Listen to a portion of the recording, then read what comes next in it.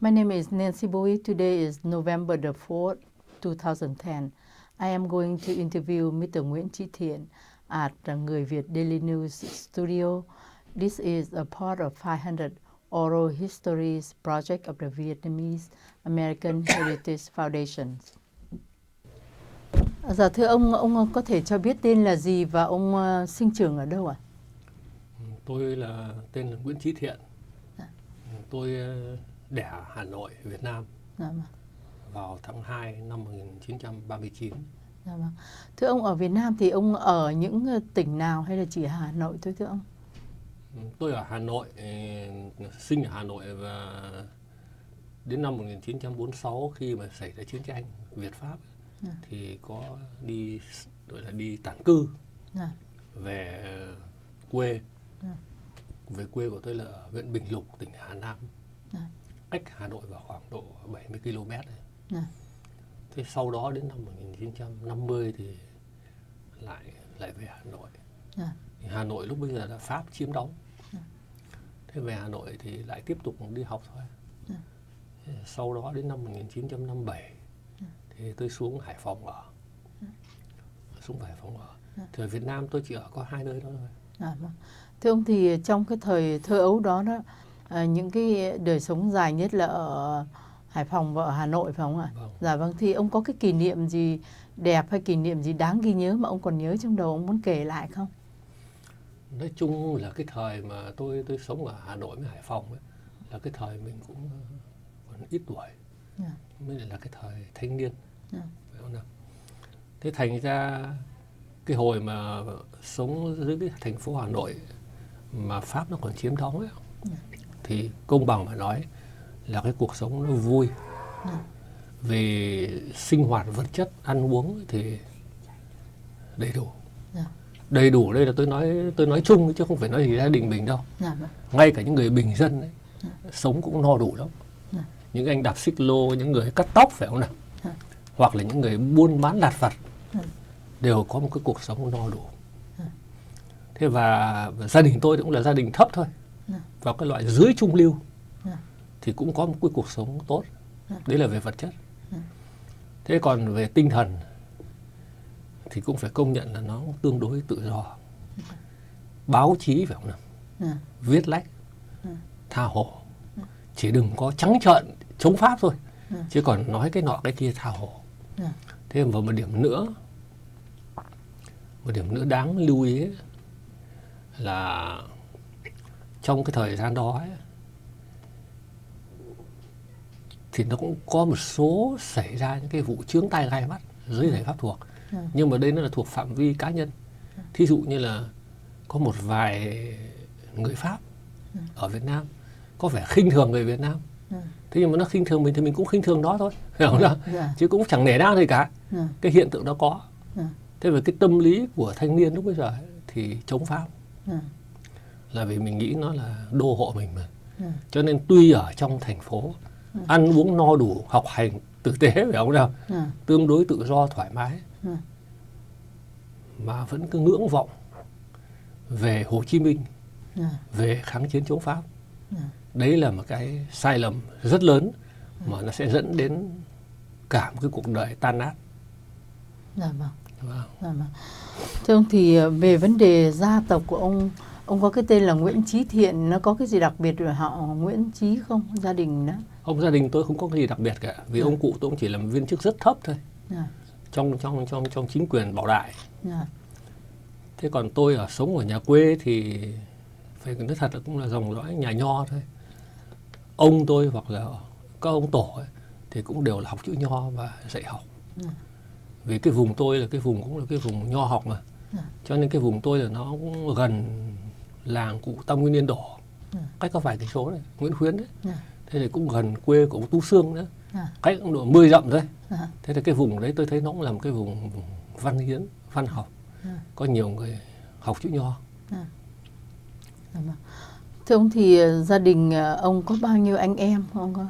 Gia đình của tôi tất cả là có 4 anh chị em. 2 bà chị tôi thì năm nay cũng nhiều tuổi lắm rồi, một bà thì mất. Thế còn một ông anh tôi thì đến năm 1953 thì ông bị động viên vào trường sĩ quan Thủ Đức đấy, khóa 4, cùng với khóa của ông tướng Ngô Quang Trường. Thế thì ông ở trong Nam suốt cho đến năm 75. Thì cái chức vụ cuối cùng của ông là trung tá ở trong quân báo. Thế và sau 75 ấy thì tất nhiên là phải bị bắt rồi. Bị đi tù, ra Bắc đi tù. Thế mà tù 13 năm. Đến năm 88 mới được về. Thế và đến năm 93, đầu năm 93 vào tháng 3 đấy, thì gia đình ông anh tôi được đi HO. Đi HO và như thế là sống ở Virginia, ở thành phố Herndon. Thưa ông thì như vậy là gia đình ông là cũng một nửa ở lại miền Bắc và một nửa vào miền Nam, hay là chỉ có một ông anh vào miền Nam thôi? Có một ông anh và nhiều họ hàng nữa. Những người mà con chú con bác mà vào Nam thì mình không kể.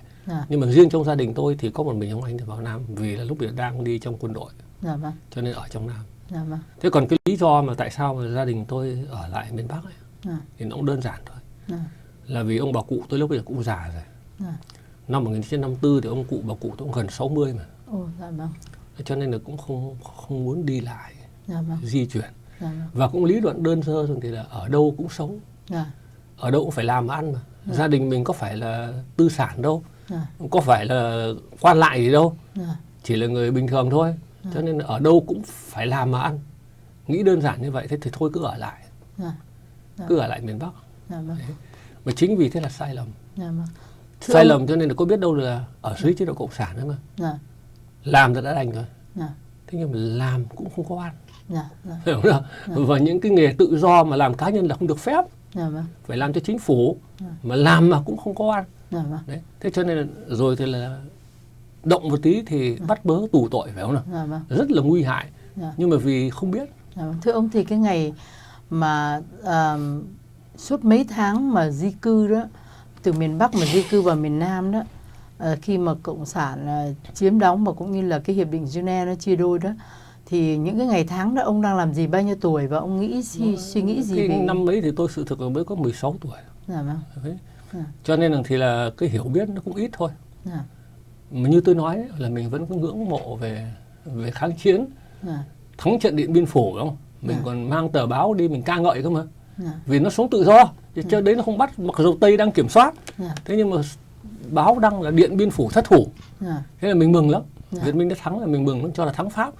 Mình mang tờ báo để mình khoe bạn bè khắp nơi, phải không nào? Nhưng mà cái thời đó tôi đã nói là nó tương đối tự do. Những cái chuyện đó thì không ai để ý cả, mà không ai buồn ngó đến cả, phải không nào? Thế vì mình còn mê hoặc. Thế nhưng mà cái lý do ở lại là do ông bà cụ tôi quyết định. Là vì ở đâu cũng phải làm mà ăn. Ông có thể tả những cái cảnh thanh niên tụ của ông lúc đó mà thấy người ta đi di cư rồi mình quyết định ở lại, thì ông còn có đi học những ngày đó không, và cái cảm tưởng như thế nào? Mình có cảm thấy rằng mình không biết là có nên quyết định đi ở hay là như thế nào? Về tôi lúc bây giờ tôi còn, như tôi nói, tôi còn ít tuổi, quyết định không có quyền ở tôi, mà quyền ở ông bà cụ trong gia đình. Thế nhưng mà bản thân tôi thì thích đi, vì là có nhiều bạn bè của tôi, bạn học đấy, đi. Thế mình cũng muốn vui bạn vui bè và đi. Mà cái tính mình thì cũng thích là đi để mà biết đây biết đó mà. Nghe nói Sài Gòn chưa bao giờ được vào cả, thì cũng muốn vào sống nơi khác, chứ sống Hà Nội Hải Phòng mãi rồi. Thế nhưng mà ông bà cụ thì ngăn cản. Mà mình thì còn ít tuổi, cũng không thể là bỏ ông bà cụ mà đi được. Thế vì thế cho nên ở lại. Chứ còn hồi đó mà nói là ý thức chính trị mà về hiểu biết ấy, thì phải nói là hầu như là không có gì cả. Không có gì cả về hiểu biết về cộng sản cả.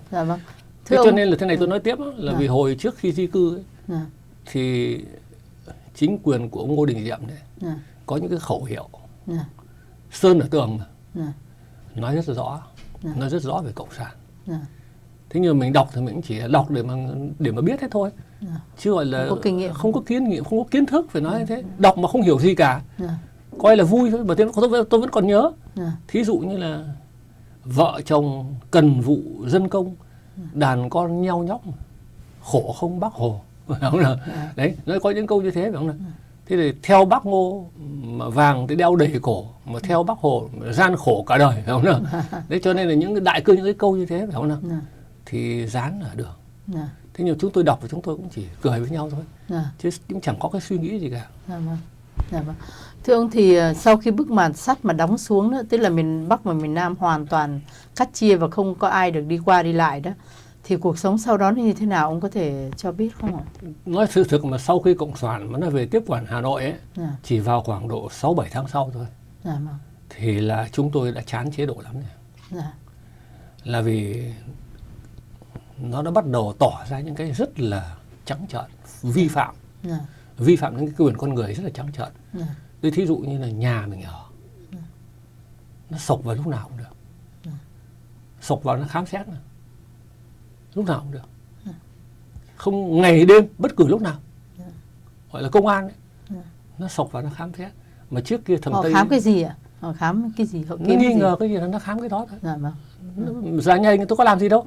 Thế nhưng mà nó cứ vào nó khám. Hiểu không? Mình phải chịu.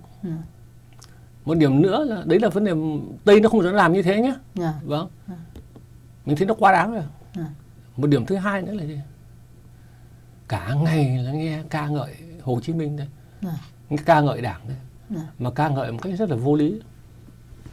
Thí dụ như là gia đình nhà tôi phải ơn Đảng, ơn Bác mới có được ngày nay, phải không? Thì chúng tôi chưa thấy ông mang cái ơn gì cho chúng tôi cả, phải không đâu. Thế mà lúc nào cũng phải nói như thế thôi. Đấy, thế rồi lại đi họp nữa. Chúng tôi thời Tây có phải đi họp đâu. Dân có thời để không bao giờ tổ chức họp hành cả. Nó tự do mà. Thế nhưng mà đến cái thời ông Hồ về đấy, thì là một tuần họp phải 3-4 lần, mà mỗi lần họp là 3 tiếng. Buổi chiều mà. Trong đó họ nói cái gì trong buổi họp á? Trong buổi họp thì toàn tuyên truyền đấy. Toàn tuyên truyền và kích động người nọ tố người kia chứ. Ngay thành phố đấy, chúng ta không nói nông thôn đấy. Người nọ tố người kia. Vạch ra hết tất cả. Hàng xóm láng giềng thành ra một cái cuộc đấu tố nhau đấy.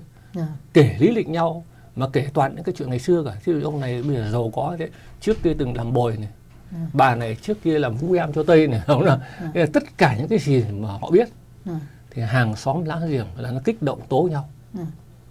Đấy, nó chơi cái lối đó. Nó nắm lý lịch mà, nó nắm lý lịch của từng người một trong thành phố. Thì những cái đó nó làm cho chúng tôi rất là chán, và rất là bực mình, và rất là ghét chế độ rồi đấy. Thế một điểm nữa, nó cũng có cái khổ nữa là thế này. Chúng tôi là sống tự do nó quen này. Mặc dù thời Tây nó không phải là hoàn toàn tự do, nhưng mà có một cái tự do nhất định nó quen này.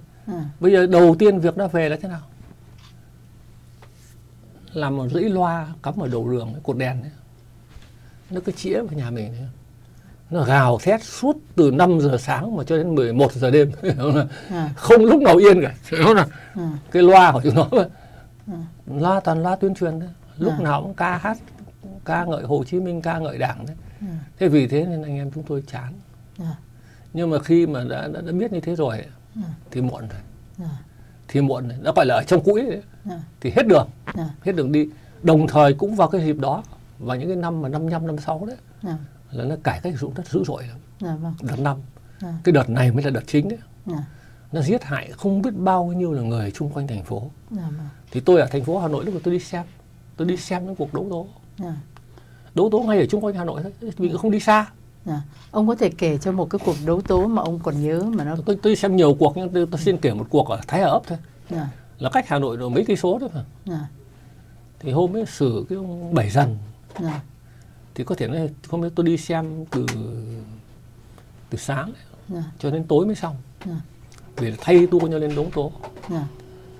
Thì sự thực cái đấu tố này là do Tòa án Nhân dân quyết định. Mà nhân dân là ai?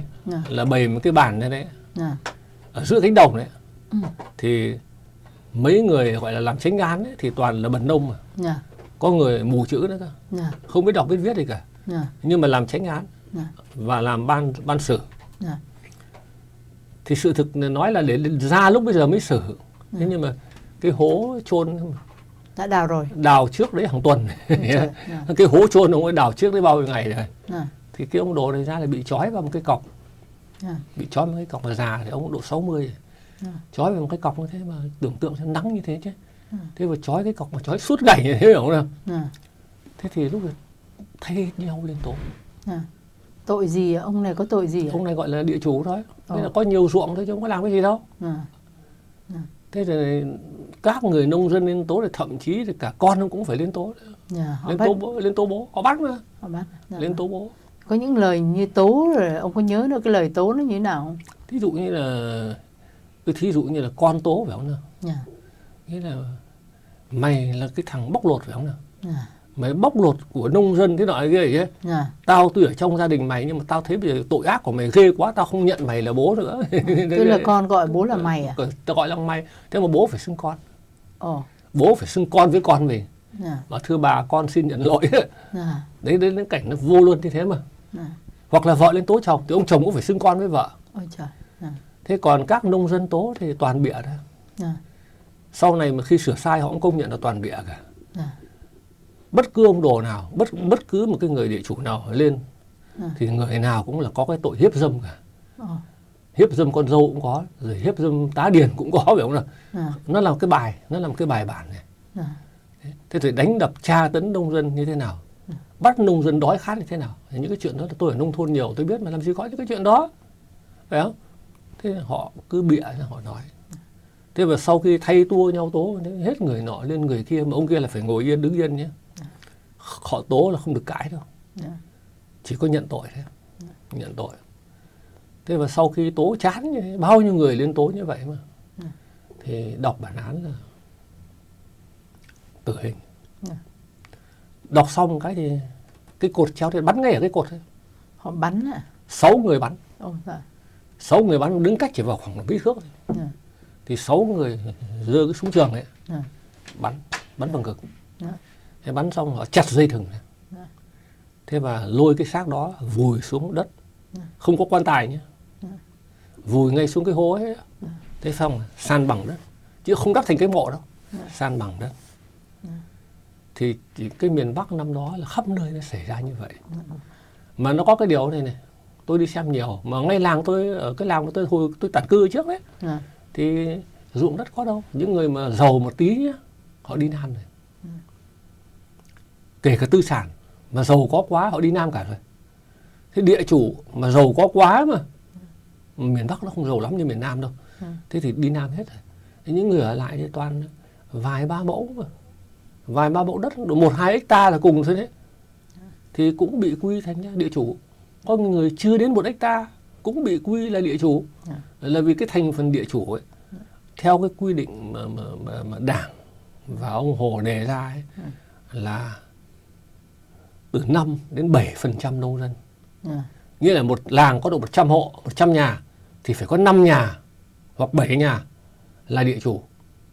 Thì có gì? Hay không thì không thành vấn đề mà. Vì là không có. Vì là không có. Cho nên là cứ phải làm cho đủ con số đó. Thành ra nhiều người chẳng có ruộng đất thì mấy cũng bị nâng lên thành địa chủ. Thế cho nên cái con số mà chết chóc hồi đó đấy, tù đầy và chết chóc đấy. Mà theo tài liệu cộng sản đấy là 172.008 người. 172.008 người là đã bị chết. Chết trong tù và chết bắn tại chỗ. Đấy. Thì đây nó là một cái cuộc diệt chủng. Chúng tôi đi xem chúng tôi thấy kinh hoàng lắm. Mà hồi đó là những nhà văn Việt Nam ấy, tôi có gặp các ông mà. Cái ông ở gần phố tôi. Tôi thí dụ như ông Nguyễn Bính, nhà thơ Nguyễn Bính ấy. Ở ngay cách nhà tôi có Bí Bước thôi. Thế rồi thì ông Nguyên Hồng thỉnh thoảng xuống chơi Hải Phòng. Thì công phải kêu mà. Anh có biết không? Chúng nó giết không biết bao nhiêu người. Lúc bắt đầu sửa sai đấy. Chúng nó giết không biết bao nhiêu người. Thế nhưng mà rồi cũng chỉ tuyên bố sửa sai thôi. Mà nói là sửa sai. Nhưng mà trên thực tế là tôi là cái người kinh nghiệm. Sau này tôi đi tù, tôi toàn gặp công địa chủ trong tù nằm đấy. Nó có tha mấy đâu. Nói là sửa sai, nhưng mà thực tế là không sửa sai cho địa chủ. Nhớ một điều như thế. Không sửa sai cho những ông địa chủ bị oan. Mà sửa sai cho các đảng viên. Vì song song với cái phong trào cải cách ruộng đất thì nó có một cái đợt là chỉnh đốn tổ chức đảng để mà loại những cái đảng viên mà thành phần tư sản với tiểu tư sản mà nhân cái lúc kháng chiến ấy mà nó cần người gia nhập. Thế những cái thành phần đó là không đáng tin cậy nữa. Cho nên là mượn cái cải cách ruộng đất, cái dịp này nó gọi là chỉnh đốn tổ chức đấy, để thanh lọc những cái phần tử ấy đi. Mà thanh lọc thì mà đến nỗi thì là toàn những người yêu nước nhé. Nó đã bắt giam 20.000 người. Đây là sai tài liệu của họ đấy. Tôi làm sao tôi biết được. Bắt giam 20.000 người. Thế và khi sửa sai thì còn 12.000. Cái số 12.000 kia đi đâu à? Còn 8 đảng viên chết rồi. Dạ vâng. Bắn rồi hiểu nhá. Còn 12.000 là chưa kịp bắn. Dạ. Mà toàn là đảng viên, toàn là những người mà chính quyền xã với chính quyền huyện cả mà. Dạ. Nó vu cho là Quốc dân Đảng. Dạ. Nó vu cho là Đại Việt. Dạ. Thế rồi giết. Dạ. 12.000 ông kia là chưa kịp giết. Dạ.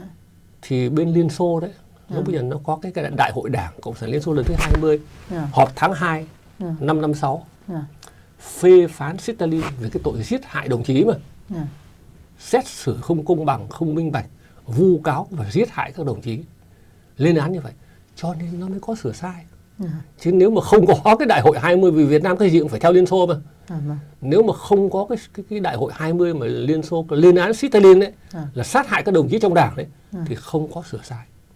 Cho nên thì là đại hội lần thứ 20 Liên Xô họp tháng 2, thì mãi tận đến tháng 8 nó mới sửa sai. Hiểu không nào? Nó mới tháng 8 năm 56 mà nó mới sửa sai, chứ không phải là tự nó nghĩ cho nó sửa sai đâu, mà là do ảnh hưởng và do sức ép của Liên Xô. Nó phải tổ chức sửa sai. Và nhớ nhé, nó chỉ sửa sai cho đảng viên thôi, bị oan đó mà, chứ còn nông dân bị oan. Tôi vào trong tù tôi gặp đây thậm chí đến những năm 70, 71 tôi còn gặp họ cơ. Tù mười mấy năm thì chưa tha, phải không nào? Và vào tù thì địa chủ chết nhiều lắm.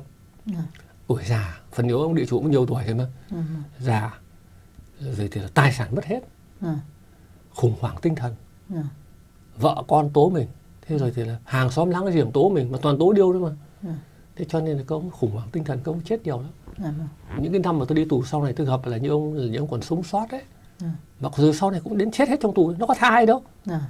Trong cái đời tù tôi không gặp nó tha người địa chủ nào cả. Đấy là những cái sự thật như vậy. Thế nhưng mà đến khi mà phải nói thật điều, đến khi mà chúng tôi là những người ở lại Hà Nội, ở tại miền Bắc ấy, biết rõ những cái chuyện đó rồi, rồi những cái vụ đàn áp nhân văn giai phẩm mà chúng tôi chứng kiến hết. Thưa ông, bây giờ muốn hỏi ông một cái câu là khi mà ông nói là họ lấy 5%, 7%, cái số này đó, cái phần trăm này ai đặt ra cái điều đó? Cái điều này thì nó làm theo Trung Quốc, toàn theo Trung Quốc cả. Trung Quốc nó lấy cái số địa chủ của nó cũng là từ 5 đến 7%. Cho nên thì Việt Nam cũng dập khuôn 5 đến 7%. Thành ra dùng cái đó về làng rồi về thôn làng đi kiếm đủ 5 tới 7% bắt buộc phải đủ. Nếu mà anh đội nào mà về làm không đủ cái thế, nó cho là lơ là, nó cho là thiếu tích cực, thì cũng nguy hiểm lắm. Cho nên là những cái đội mà về làng là bắt buộc phải cung ứng đủ con số 5%. Thưa ông, nãy ông có nói là cái số dân mà bị trong cái kỳ coi như cải cách ruộng đất này là 100 mấy chục ngàn người. 172.008 người. 172.008 người. Và ông có nói đến con số cán bộ 22.000 hay là nó nằm trong đó? 20.000 là nó nằm trong cái 187.002 người hay là nó nằm trong đó đấy. Nằm trong đó luôn. Dạ vâng. Và chỉ có những người trong cán bộ, còn một số người được khi họ sửa sai là họ cho thả về hay là họ thả về, và có người được phục chức nữa. Là vì có người được phục chức nữa. Còn riêng nông dân, dân chúng thì không ai được tha hay được theo tôi nghĩ là chắc cũng có một số nhỏ lắm nó tha về, tôi không biết. Tôi chỉ biết là làng tôi và những làng khác chung quanh, và trong cái đời tù của tôi đi gặp rất nhiều người địa chủ, thì tôi thấy là không có sự tha. Nhưng mà tôi đoán là thể nào cũng có một số nhỏ, phải không nào? Không đáng kể là nó tha về. Và trong cái cách mà giết người đó có những người bắn, rồi trong có những câu chuyện người ta nói là có những người bị chôn còn đưa cái cổ lên và họ cày cổ đi, có những cái cảnh đó có mà. Cái này thì bản thân tôi thì tôi không chứng kiến. Cho nên là khi tôi xem cái phim Chúng tôi muốn sống đấy, mà tả cái cảnh lấy bừa mà cày hai đầu người ấy mà, thì chính tôi cũng cho là không tin. Bản thân tôi đấy là người đã từng trải thêm là còn không tin. Bởi vì tôi chỉ thấy nó bắn thôi. Thế còn trước khi bắn ấy, nó tra tấn nhiều lắm, phải không nào? Nó tra tấn, nó đánh đập, nó treo ngược người ta lên để nó tra tấn để nó khảo của. Vì nó nghĩ địa chủ còn giấu vàng giấu bạc mà. Tra tấn là mục đích khảo của. Thì nhiều người trong cái lúc tra tấn như vậy thì chết, hoặc là tự tử, không chịu nổi.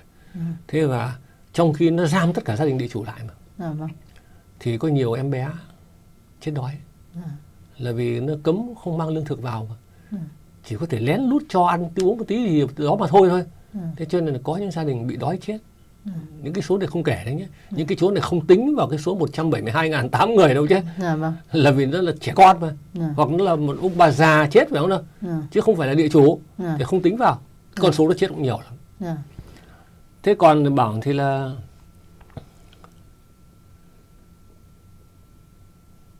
những người địa chủ ấy mà sau này mà chết trong tù ấy, thì sự thực thì họ đều là, có một điều phải biết thế này, họ đều là những người giúp đỡ kháng chiến rất nhiều nhé. Nên nhớ như vậy. Nhưng mà nó không kể cái đó. Giúp đỡ kháng chiến rất nhiều. Cái giai cấp địa chủ Việt Nam giúp đỡ kháng chiến không thể tả được. Tôi nhớ những năm 46 cho đến năm 50 tôi ở nông thôn mà. Cái làng tôi cũng thế đấy, hay các làng chung quanh. Thì mỗi khi mà bộ đội đi qua ấy, có khi một tiểu đoàn đi qua hàng mấy trăm người mà, có khi một đại đội đi qua hàng trăm người. Thế thì đều là vào nhà địa chủ mà ở cái đấy chứ. Hoặc là những nhà mà không phải là địa chủ nhưng mà cũng giàu có một tí phải không nào? Cũng có cái thềm, cũng có một tí chất đất để cho bộ đội nằm mà. Chứ nếu mà vào nhà bần đâu mà nó chỉ có cái lều thì ở vào đâu? Thế để vào nhà các ông địa chủ thì công ấy, dù là không giàu đâu, cho ăn cho uống phải không nào, cho ở, toàn bộ giai cấp địa chủ là phụ trách cái việc đó. Thế mà sau đó thanh toán hết. Như thế. Ông thì sau cái khủng hoảng xã hội mà do người cộng sản làm nên qua cái chính sách cải cách ruộng đất đó, thì miền Bắc sau đó có những cái chuyện gì xảy ra cho ông còn nhớ lại? Thì sau cái cải cách ruộng đất rồi thì nó xảy ra tiếp những cái vụ nhân văn giai phẩm. Vâng. Thì cái vụ nhân văn giai phẩm nó xảy ra vào cuối năm 56 mà. Vâng. Thì vì đến cuối năm 56 thì là nó sửa sai cải cách ruộng đất. Vâng. Thì nhân văn giai phẩm xảy ra lúc bây giờ. Xảy ra lúc bây giờ. Vâng. Thì xảy ra lúc bây giờ thì cái nguồn gốc xảy ra thì cũng không phải rằng thì là đơn thuần đâu. Nó là cái cơ hội mới xảy ra được đấy. Gặp thời mà. Vì tôi nói như bên Liên Xô nó phê phán như thế phải không nào? Nó phê phán Stalin mà. Nó phê phán cái độc đoán của đảng mà. Thế cho nên là bên Việt Nam nhân văn giai phẩm mới ra đời. Ngoài ra khi tờ nhân văn ra đời thì bên Trung Quốc cũng có một cái phong trào gọi là trăm hoa đua nở, trăm nhà đua tiếng phải không nào? Khuyến khích tự do nói. Đây là cái mưu của Mao Trạch Đông đấy. Để những anh nào lòi mặt ra mà nó trị. Thế thì Việt Nam mình đâu có biết cái đó. Thế thì những ông nhà văn lúc này nghĩ là cái thời cơ để mà đòi được tí quyền tự do dân chủ thôi, tự do để viết lách thôi chứ không có gì cả. Thì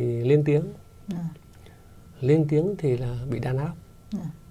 Vì họ cũng không ngờ là bị đàn áp. Vì phải nhớ thì toàn bộ nhóm nhân văn giai phẩm đều ủng hộ đảng, đều ca ngợi đảng, không ai chống đảng cả nhé. Nhớ như thế cho tôi nhé.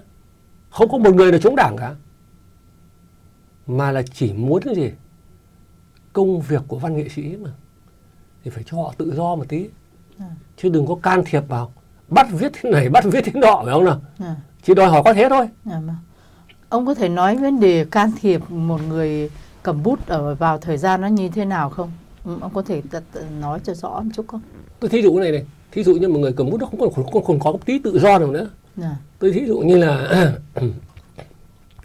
tả về tình yêu thôi. Mà nếu chỉ là tình yêu thuần túy mà nam nữ mà thì nó cho đấy là cái chuyện tư sản này. Tình yêu này là phải lồng vào tính giai cấp này, phải không nào? Tình yêu nhưng mà phải có đấu tranh này. Nó bắt phải viết như thế mà. Chứ nếu chỉ yêu đương thuần túy không là không được. Đấy. Thế và trong tình yêu dù có những cái đau khổ, chuyện thật đấy, mà anh nói ra cái đau khổ, cái nỗi lòng của anh là đau buồn vì vợ anh chết chẳng hạn, cũng không được. Vì nó cho thế là văn hóa bi quan, văn hóa cách mạng là phải tích cực. Cho nên những cái bài thơ như là Màu tím hoa sim của Hữu Loan đấy, có cái gì chính trị đâu. Ông chỉ khóc vợ ông thôi mà. Thế mà nó cấm. Nó cấm không cho lưu hành phải không nào? Khóc vợ không còn bị cấm thì còn làm văn chương gì nữa phải không nào? Đấy. Vợ ông chết đuối, ông mới khóc, có thế thôi. Thế mà cấm lưu hành. Đấy. Hay là có những bài hát một thời nó cấm ngay. Đấy. Cái bài đoàn quân về đấy phải không nào? có những cái gì là người yêu khăn hồng lệ thắm mà, phải không nào? Thế là không được rồi. Hẹn ngày mai chiến thắng đôi ta cùng mơ mà không được rồi. Những cái đó lãng mạn, làm yếu sức chiến đấu đi. Cấm. Vẫn ca ngợi Đảng, phải không? Vẫn ca ngợi là thế giới đại đồng vang lên với nọ kia, phải không nào? Thế nhưng mà có những câu hẹn ngày mai chiến thắng đôi ta cùng mơ, phải không? Những cái chuyện đó cho là lãng mạn rồi, cấm ngặt. Đấy, nó can thiệp cái lối đó. Nó can thiệp về mọi mặt cái lối đó. Cho nên thì là văn nghệ là bị gò bó quá. Thế thì hoặc là người ta đòi hỏi phải cho người ta tự do một tí, đừng có can thiệp chính trị vào. Thí dụ như là có những người ta muốn canh tân thơ, người ta không muốn làm theo cái lối thơ mà vần điệu nó, phải không nào? Người ta muốn làm cái lối thơ mà nó khác đi, về hình thức nó khác đi một tí, cắt đổi mới một tí mà cấm ngặt. Về đổi mới như thế là làm cho nông dân với công nhân khó hiểu mà công nhân với nông dân là cái giai cấp cần phục vụ, mà anh lại đổi mới, anh lại dùng những cái hình tượng cầu kỳ người ta không hiểu nổi mà, thế là nó cấm. Nghĩa là nó tóm lại là nó bắt phải phục vụ chính trị, phục vụ cái mục tiêu của Đảng. Thế thì những anh em văn nghệ sĩ lúc bây giờ chỉ đòi hỏi cho người ta tự do, vẫn chịu sự lãnh đạo của Đảng, thế nhưng mà để cho người ta tự do một chút, chứ người ta có chống đối. Tôi biết không ông nào chống đối cả. Vậy ông có thể nói lại về khi cái nhóm nhân văn giai phẩm gồm bao nhiêu người, họ làm những việc gì và họ bị đàn áp ra sao không? Bị đàn áp ấy, thì nó chỉ có một số là đi tù rồi. Một số đi tù. Một số đi tù mà đều là oan uổng cả. Oan uổng hết. Kết tội oan bịa thế mà kết tội mà. Thí dụ như ông Nguyễn Hữu Đang này, bà Thụy Khuê này, bà Thụy An này. Thế rồi thì ông Trần Thiếu Bảo này, rồi ông Phan Tại này, rồi ông Lê Nguyên Trí, ông Phùng Cung này, vân vân, có một số đi tù. Mà toàn tù hàng chục năm trở lên cả đấy. Vâng, chẳng làm gì cả. Thế còn các số khác thì nó bắt đi lao động. Kể cả giáo sư Trần Đức Thảo, giáo sư Nguyễn Mạnh Tường, tức là đi chăn bò em biết hết phải không? Nó cho đi chăn bò hết phải không? Đi về các vùng đồi núi đi chăn bò mấy năm trời. Bò ở đâu mà chăn ạ? Bò nó có những đàn bò ở trên rừng núi thiếu gì phải không? Của hợp tác xã. Của hợp tác xã đấy, cho đi chăn bò chăn lợn đấy. Người thì chăn bò, người thì chăn lợn, người thì đi đào than. Thế thì nó bắt đi như thế là mấy năm rồi nó cho về. Tinh thần của những người cầm bút lúc đó ra sao? Hoảng sợ. Hoảng sợ. Thế nhưng mà dù có sợ, dù có lạy nó chăng nữa, không tha. Để mà được viết ấy, thì sự thực là nó vẫn không tha. Sau đó nó cho về sống thì sống bắt tay. Sống như nhân dân thôi. Nghĩa là không còn có một cái tiêu chuẩn nào cả. Sống như người dân thường. Rất là khổ sở. Tiêu chuẩn mà ông nói đây đó là như thế nào ạ? Tôi thí dụ như là tiêu chuẩn của anh trong hội nhà văn thì nó còn khá hơn cái tiêu chuẩn của dân đen. Tức là được phiếu mua đồ ăn. Tôi thí dụ này, ví dụ như dân đen như tôi chẳng hạn, thì mỗi tháng được vào khoảng độ 1 lạng thịt. 1 lạng thịt hoặc 1 lạng mỡ phải không nào? Thế đường thì cũng được 1 lạng. Thế gạo thì vào khoảng độ 10 kg. Và có độn nữa. Có độn mấy kilo bo hoặc mấy kilo ngô hoặc mấy kilo khoai gì đó đấy. Hoặc mấy kilo mì đấy. Thế thôi đấy. Thế nhưng mà những ông nhà văn thì ông có thể được những 15-16 cân. Thịt thì ông có thể được 5-6 lạng. Cũng nhiều hơn chúng tôi là bao nhiêu đâu. Thế ngoài ra ông lại còn có cái tiêu chuẩn thuốc lá trà tàu nữa. Mỗi ông có thể mua được 10 bao thuốc lá một tháng. Hoặc là độ 2-3 gói trà tàu một tháng phải không nào? Đấy. Thế rồi khi mà viết lách thì mỗi bài còn có tí tiền nhuận bút. Ngoài cái lương ra thì vì thế cuộc sống cũng hơn chúng tôi. Cũng hơn ít thôi, không hơn nhiều đâu phải không nào? Thưa ông nói như thế này, ở cái xã hội này thực không ai hiểu ông muốn nói cái gì.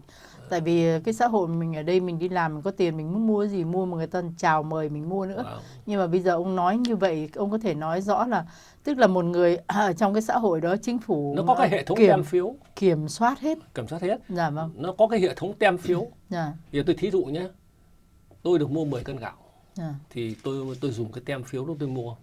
Không có tem phiếu không mua được. Nhưng mà chợ đen vẫn có. Nhưng mà chợ đen thì không đủ sức mà mua. Đắt rất nhiều lần. Đắt gấp 10 lần. Ôi dạ vâng. Tôi thí dụ như là lương phần nhiều, một lương một người đi làm thường độ 40 đồng một tháng. Tôi còn nhớ đấy, 40 đồng một tháng. Nếu anh mua gạo nhà nước mà mua 10 cân thì mất có 4 đồng. Anh còn được 36 đồng để chi vào những cái khác. Nhưng mà nếu anh lại mua ngoài chợ đen thì 40 đồng mới mua được 1 cân thôi. Cùng 10 cân này, thì hết nhãn tiền. Đấy, thế vì thế nên gọi là mất sổ gạo là chết đấy, chị biết không? Thành ra ở cái hệ thống nó để nói cho giới trẻ và người hiểu được á, là bên này là mình đi làm lương cao thấp rồi tùy cái sự khả năng của mình, và mình có tiền xong thì ngoài kia người ta chào mời mình mua, người ta năn nỉ mình mua, người ta hạ giá để mình mua. Nhưng mà bên kia thì mình làm có lương rồi, là đi làm cũng đã khó mà có việc làm có lương rồi đó, là phải đi qua cái hệ thống tem phiếu, tức là được có cái đó mới được mua với cái giá rẻ, còn không thì phải đi ra ngoài kia thì số lương của mình không mua đủ để sống, phải không bà? Không thể nào mua đủ đâu. Mua gạo là hết tiền rồi. Mà mua gạo mà ăn 10 cân thiếu to ấy chị nhé. Là vì không có thịt cá, không có gì cả mà. Thế cho nên là những sức thanh niên đấy là phải ăn độ 30 cân mới đủ cơ. Chứ ăn 10 cân là không đủ đâu.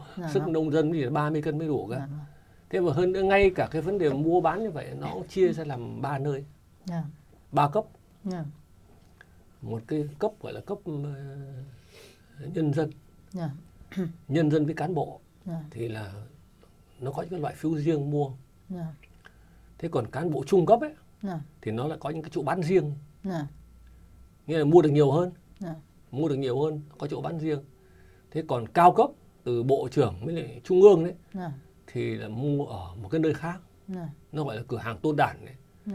Thì nơi đó thì ông tha hồ mua. Toàn những cái hàng quý cả, mà hàng nhập có cả. Thế những ông to thế thì tha hồ mua. Từ gạo tám thơm cho đến gà súng thiến, nghĩa là các thứ là đầy đủ, tha hồ mua.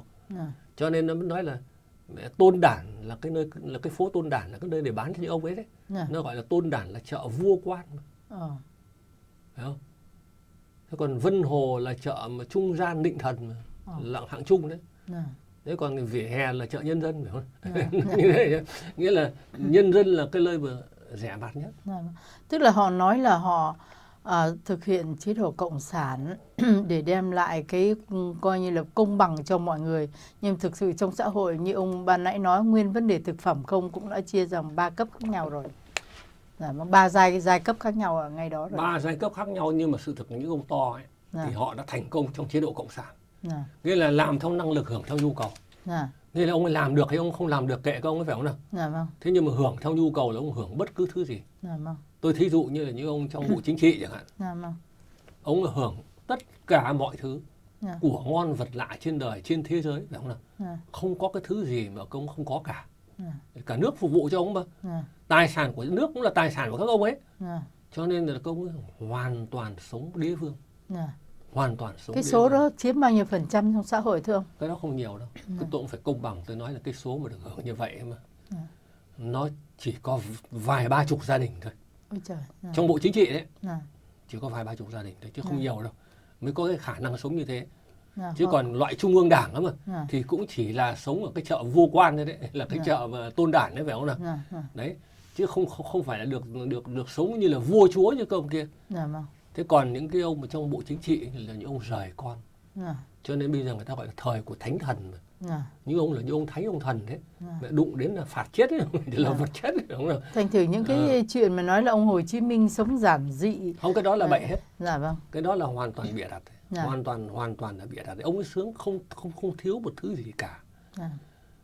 Không có thiếu một cái thứ gì cả, tôi muốn nói như vậy, phải không nào? Những cái gì mà ngay cả thuốc men các thứ gì ở ngoại quốc này, nhiều khi những cái thuốc ở Mỹ nó phát minh Pháp chưa có. Bên Pháp còn chưa có nhé. Trong nước ông có rồi. Thời đó đấy, phải không nào? Có để phục vụ Trung ương Đảng nữa. Đấy. Chứ còn thì nhân dân không có, nhân dân thuốc men là hoàn toàn là không có gì cả. Mua viên aspirin còn khó cơ. Đấy, cho nên tôi nói là cái kinh khủng là như thế. Những cái máy móc tối tân, những cái thuốc men tối tân, phải không nào? Những cái của ngon vật lạ. Pháp có mà Mỹ chưa có thì trong nước nó có rồi. Mỹ có mà Pháp chưa có, nhưng Hà Nội nó có rồi. Thưa ông, thì trở lại cái vấn đề nhân dân văn giai phẩm đó, thì cuối cùng nó kết cuộc như thế nào và nó có cái ảnh hưởng như thế nào trong xã hội, đặc biệt là ảnh hưởng vào cái giới trí thức? Nó có cái ảnh hưởng này, nó làm cho trí thức bạt vía siêu hồn. Sợ, hiểu không? Sợ, vẫn đi theo đảng, vẫn ca ngợi đảng, nhân văn giai phẩm là thế đấy chứ.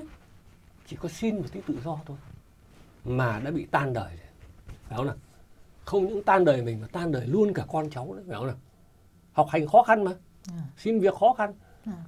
Thì cái đó mà nó làm cho toàn bộ giới trí thức, nó làm cho toàn bộ những nhà văn khiếp đảm, biết rằng không chơi với ông này được, phải không nào? Chỉ có một cái là thuần phục cúi đầu, không được ngo ngoe, chứ đừng nói là đòi hỏi cái gì nữa.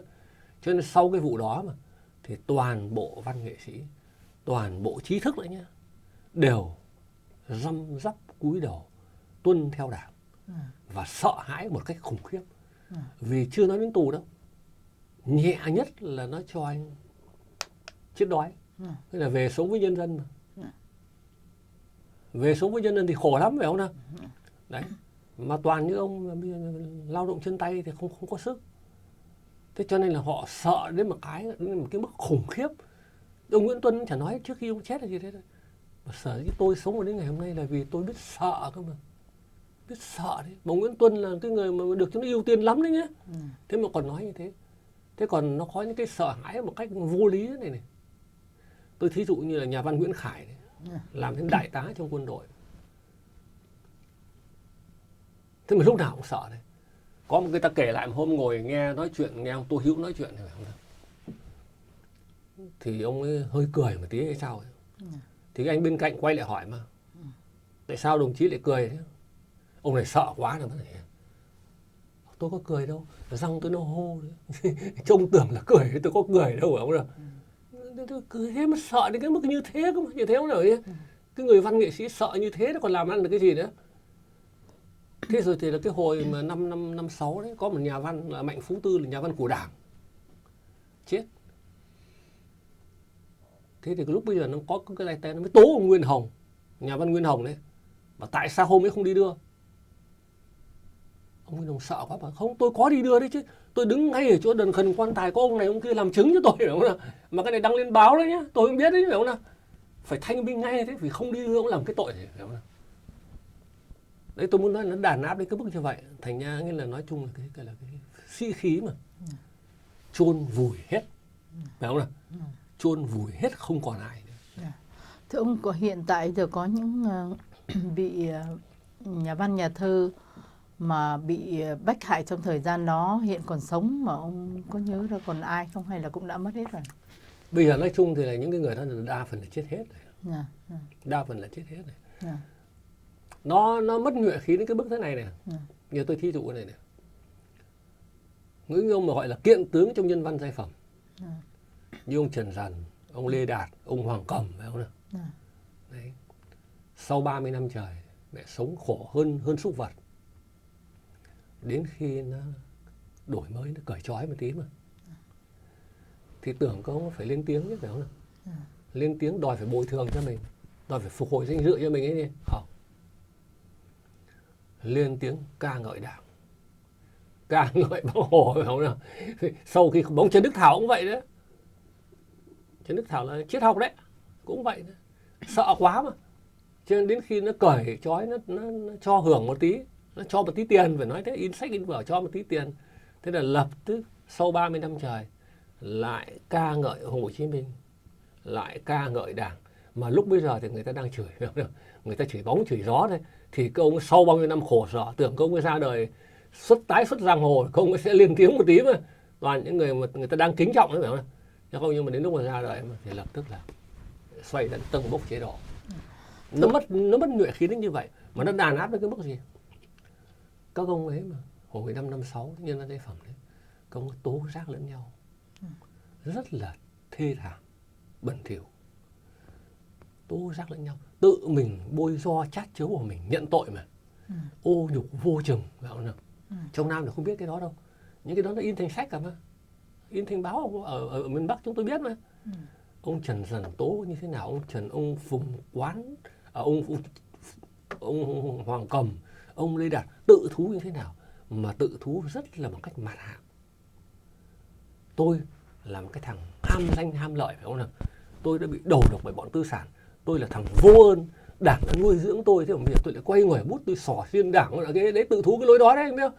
Nên là viết những câu rất là bẩn thỉu. Mà cái này là nó có sách, bài của ông ấy viết mà, in thành sách chứ không phải tôi nhớ mà tôi nói đâu. Đấy, nó đau khổ đến như vậy cơ mà. Thành ra cái người trí thức mà sống ở chế độ cộng sản, thành thực mà nói, nó là một cái thứ nô lệ mặt hạng. Thưa ông, thì qua cái đó ông có nghĩ là nó có cái dư âm hay là nó cũng còn ảnh hưởng cho đến ngày hôm nay để khiến cho cái xã hội của mình, nước Việt Nam của mình nó bị khốn khổ như thế, mà người ta vẫn về phía, họ cũng có đứng lên nói này nói kia, cũng phê bình nhẹ nhẹ hoặc nói sao nó gần, nhưng mà cũng không đóng được cái vai trò gọi là quốc gia không vong mà thất phu hữu trách được không? Ông nghĩ cái điều đó có cái ảnh hưởng vụ gì nhân không? văn giai phẩm này không ảnh hưởng đến bây giờ đâu. Dạ vâng. Là vì công có phải là tấm gương đâu. Dạ vâng. Công không phải là tấm gương. Dạ, không, ý là gương sợ hãi đó, giờ nhìn gương các ông mà không dám làm. Cái gương không, nhưng bây giờ thì họ không đến nỗi sợ như thế nữa, phải vô tư vâng. mà nói như thế. Vâng. Là vì bây giờ bản chất cái chế độ nó cũng đã thay đổi. Dạ. Nó không còn khép kín như ngày xưa. Dạ. Hơn nữa là cộng sản đổ rồi. Dạ. Bây giờ chỉ có cái thằng nó điên thôi. Dạ. Mà cái bọn lãnh tụ cộng sản cũng không điên. Dạ. Cho nên là nó không tin vào chủ nghĩa Mác Lê. Dạ. Nó không tin tới thiên đường cộng sản nữa, phải không nào? Mà bây giờ là chúng nó kiếm tiền, nó lo làm giàu, nó sống hơn tư bản ấy, phải không nào? Đấy. Thế nhưng mà cái dân Việt Nam mình bị khủng bố bao nhiêu năm, mà bây giờ nó vẫn tiếp tục khủng bố. Tuy là bây giờ nó không khủng bố nặng nề như trước nữa, mình phải vô tư mà nói thế. Trước cho đi tù hàng loạt chị ạ. Trước nó có một cái lệnh tập trung cải tạo, là cái lệnh này là do Hồ Chí Minh với Bộ Chính trị đưa ra và Quốc hội phải ký đấy. Là cái lệnh này nó ra đời vào tháng 6 năm 1961. Nó gọi là sắc lệnh tập trung cải tạo. Nó cho phép tha hồ bắt, không xét xử nhé, không hỏi cung nữa, không có tòa án gì không làm gì có tòa án, nó gọi là tập trung cải tạo mà. Nó cho phép bắt tất cả những cái phần tử nó gọi là nguy hại đi tù mà không xét xử. Cái mức của nó là 3 năm. Một lệnh là 3 năm. Nó gọi là lệnh tập trung. Thì công an đến nhà bắt, không xét xử nhé, đưa thẳng lên rừng đấy để mà lao động mà, không hỏi cung nữa. Là vì nó có tội cho nó mà hỏi cung, nó có vi phạm cái gì đâu mà hỏi cung, phải không nào? Chỉ xét là thành phần nguy hại thôi. Nó bắt không biết bao nhiêu ngàn người đi như thế. Nó là cái xã hội khủng bố mà. Thế vì nó khủng bố một cách dữ dội trước thì như thế đấy, phải không? Mà bắt hàng ngàn người một. Có thể nói là có đợt bắt hàng trăm ngàn người ấy cơ. Khắp nơi, không có nhà nào không có người đi tù đâu. Đấy là cái thời Hồ Chí Minh nó khủng bố như vậy. Cho nên là sợ hãi ghê. Đến bây giờ thì nó không đến nỗi làm như thế nữa. Thế nhưng mà nó vẫn có những cái phương pháp để trấn áp những người lên tiếng, phải không nào? Mà đến ngay những cái áp lực bây giờ đấy, nó nhẹ hơn thời trước nhiều đấy. Cũng bị bắt, phải không nào? Cũng bị tù như thường, phải không nào? Cũng bị khổ như thường thôi. Thế nhưng mà tôi nói là nó chỉ nhằm vào những cá nhân thôi. Những cá nhân nào mà phản đối chúng nó thôi. Chứ nó không đánh lung tung như ngày xưa. Ngày xưa nó đánh cả những người yêu nó cơ chị ạ. Như ông đảng viên chân thành yêu nó, vì Đảng, vẫn tôn thờ Hồ Chí Minh, vẫn hết sức vì Đảng, vẫn bị bắt. Lý do là vì sao? Thí dụ như ông sống trong cơ quan, ông thấy cái ông thủ trưởng này ông quá đáng. Ông thấy cái ông bí thư có vẻ tham ô một tí, ông lên tiếng ông phê phán mà. Đồng chí như thế là sai nọ kia mà. Phê phán một vài lần, cái thằng bí thư nó ghi mà có tư tưởng phản động mà. Thế là đi tù rồi, phải không? Thế là bị bắt và không xét xử, không xét xử. Thành ra tôi chứng kiến không biết bao nhiêu ông yêu Đảng vào trong tù còn yêu Đảng cơ mà. Là vẫn bị đi tù như thường, mà cái số đi tù này đâu, phải không? Chứ không phải là ít. Tôi mới nói là ngày xưa yêu nó cũng vẫn phải đi tù, chứ không phải yêu mà thoát đâu. Yêu nó mà không biết cách yêu, phải không? Mình cứ tưởng đây là phê bình và tự phê bình, nó khuyến khích thế mà. Nhưng có ngờ đâu là anh phê bình cấp trên của anh mà. Mà cấp trên mà nó ghi vào hồ sơ, nó báo cáo lên công an là đời ông ra nước này rồi, đúng rồi. Thế cho nên là ngày xưa như thế, bây giờ nó không đến nỗi như thế nữa. Thế nhưng bây giờ cái đàn áp của nó vẫn còn. Cho nên là trong nước 80 triệu dân, mà cái số người dám lên tiếng ấy mà ít lắm. Có đâu nào? Bây giờ thì còn tăng lên một tí đấy, phải không nào? cái con số đó vẫn chỉ là con số hàng trăm thôi, có đúng không? Dạ. Dám lên tiếng công khai mà đòi cái nọ cái kia đấy, ít lắm. Dạ. Như thế là chứng tỏ cái gì? Chứng tỏ là người dân vẫn còn sợ hãi, có đúng không? Vẫn còn sợ hãi. Tôi thí dụ thời Tây, dân số Việt Nam hồi đó chỉ có hơn 20 triệu. Trung Nam Bắc mà. Và những năm trước 45 ấy, chỉ có hơn 20 triệu dân thôi. Thế nhưng mà vì hồi đó cái khủng bố nó nhẹ, cho nên cái số người mà thoát ly chống Pháp đấy, thoát ly gia đình đấy nhé, đi hoạt động chống Pháp đấy, trên 10.000 người. Kinh không? Chưa kể những người viết văn viết báo phải không nào? Mà chỉ nói riêng những người thoát ly gia đình đi chống Pháp, vào Đảng Cộng sản, vào Đảng Quốc dân Đảng, vào Đảng Đại Việt vân vân phải không nào? Trên 10.000 người. Bây giờ 80 triệu hơn phải không nào? Mà cái số dám lên tiếng đó mà chỉ vào con số độ 100 thì đủ hiểu yếu thế nào đó là là vì nó khủng bố quá mà. Cho nên dân tộc là bị mất tinh thần này. Dân tộc bị khủng bố quá lâu, bị mất tinh thần rồi. Nó như thế mà bị mất tinh thần rồi, đúng là mất tinh thần rồi. Cho nên là những ông bạn tôi ở tù chẳng làm gì cả, oan khổ bao nhiêu năm, đi tù hàng 10 mấy năm trời, về tù cũng được vài chục năm nay này, về cùng với tôi mà, ví dụ như là về từ năm 78, 79 ấy chẳng hạn đấy. Hoàn toàn yên lặng, sống đợi chết, sống qua ngày, không một ông nào lên tiếng phản đối cả. Qua những năm tháng tù tội, nghĩa là mất hết tinh thần. Tôi mới nói là cái tinh thần phản kháng, cái tinh thần vì lẽ phải, phải không nào? Cái tinh thần vì công lý mà lên tiếng, mất hết, mất hết. Thưa ông, trở lại cuộc sống của ông thì lúc bây giờ nhân văn giai phẩm thì ông vẫn còn trẻ, rồi vì lý do gì mà ông lại vướng vào cái chuyện đi tù như thế nào, ông có thể kể cho biết không ạ? Tôi đi tù thì cũng đơn giản thôi, và cũng vì không biết, chính là vì không hiểu cộng sản thế mới đi tù đấy. Cuối năm 1960 hồi đó tôi xuống Hải Phòng, thì một cái trường dân lập, nó có độ 30-40 học trò đấy mà. Cái lớp thì đúng hơn, nó ở ngay gần nhà tôi, trước cửa nhà tôi đấy. Thế tôi có ông bạn quen, ông dạy ở đấy. Dân lập có nghĩa là dạy cho cán bộ, dạy cho những người đứng tuổi mà, học văn hóa thôi. Ông ấy ốm, ông ấy nhờ tôi dạy học. Thì tôi nhận lời tôi dạy vì là bạn bè với nhau mà. Tôi sang bên đó tôi dạy thấy ông ấy. Thì dạy đúng vào giờ sử, lại dạy đúng vào cái chương trình đại chiến thứ 2 mà. Thế thì tôi cũng vô tình tôi dạy theo tôi đấy, chứ tôi không dạy theo sách gì ạ. Không dạy theo sách giáo khoa. Tôi dạy theo tôi là sở dĩ bọn Nhật nó đầu hàng ấy, là vì có 2 quả bom nguyên tử của Mỹ bỏ xuống 2 thành phố. Đáng nhẽ là Nhật nó còn định chiến đấu đến cùng cơ. Dù có tiêu diệt chăng nữa, nó đặt tên cho cái chiến dịch chống đối là hòn ngọc vỡ. Nghĩa là giai điệu nước Nhật sẽ vỡ tan như hòn ngọc thôi phải không? Ngọc vỡ chứ không chịu gói lành phải không nào? Chết oanh liệt đấy. Thế là vì 2 quả bom nguyên tử nó đầu hàng ngay. Giảng thế là sai. Sai với sách giáo khoa. Sách giáo khoa nói là do Hồng quân Liên Xô đánh tan đội quân Quan Đông ở Mãn Châu, cho nên Nhật đầu hàng phải không nào? Chứ không phải vì 2 quả bom nguyên tử. Sách giáo khoa nó dạy như thế mà. Thế thì tôi cũng vô tình mình nghĩ là mình biết thế nào thì mình dạy thế thôi. Thế thì sau đó bị bắt hiện. Nó bị bắt đấy. Nó cho là tuyên truyền chống Đảng. Kết tội như thế. Tôi có biết đâu. Nếu tôi biết là tôi dạy như thế mà bị bắt đấy mà, thì tôi cũng không điên gì mà tôi dạy phải không nào?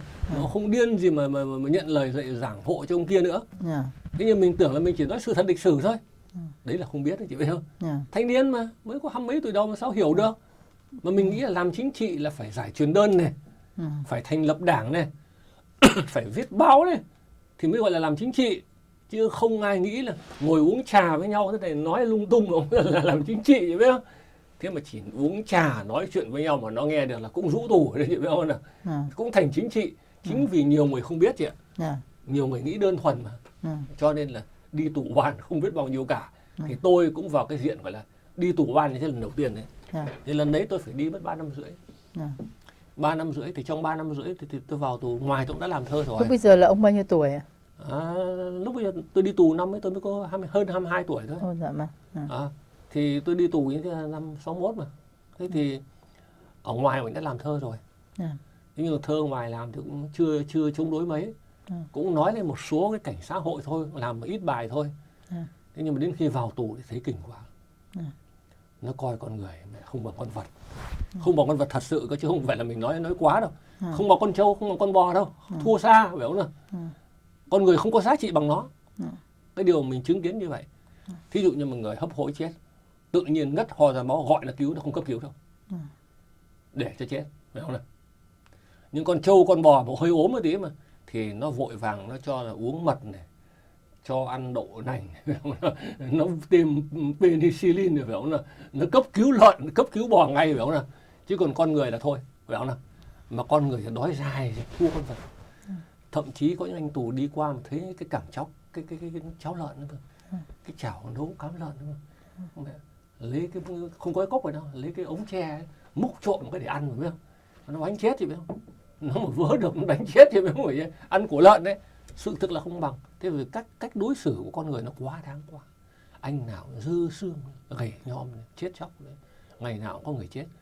Thế tôi mới xác định là phải làm thơ để ghi lại tất cả những cái hiện tượng chưa từng có, phải không nào, trong lịch sử con người Việt Nam. Chính vì cái mục tiêu đó mà cho nên tôi quyết tâm làm. Giá viết văn này thì tốt hơn, nó ghi được tỉ mỉ hơn mà.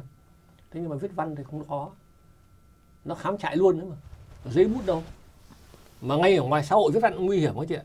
Anh giấu ở đâu, như tôi nói đấy, nó sục vào nhà ngày đêm, lúc nào nó muốn khám thì nó khám, phải không nào? Cho nên là phải làm thơ. Làm thơ để ghi lại tất cả những cái hiện tượng đó mà mình chứng kiến, để cho sau này mọi người biết. Và mục tiêu là gì? Để sau này có dịp sẽ gửi vào miền Nam, cho miền Nam biết cộng sản là thế nào, đúng không nào?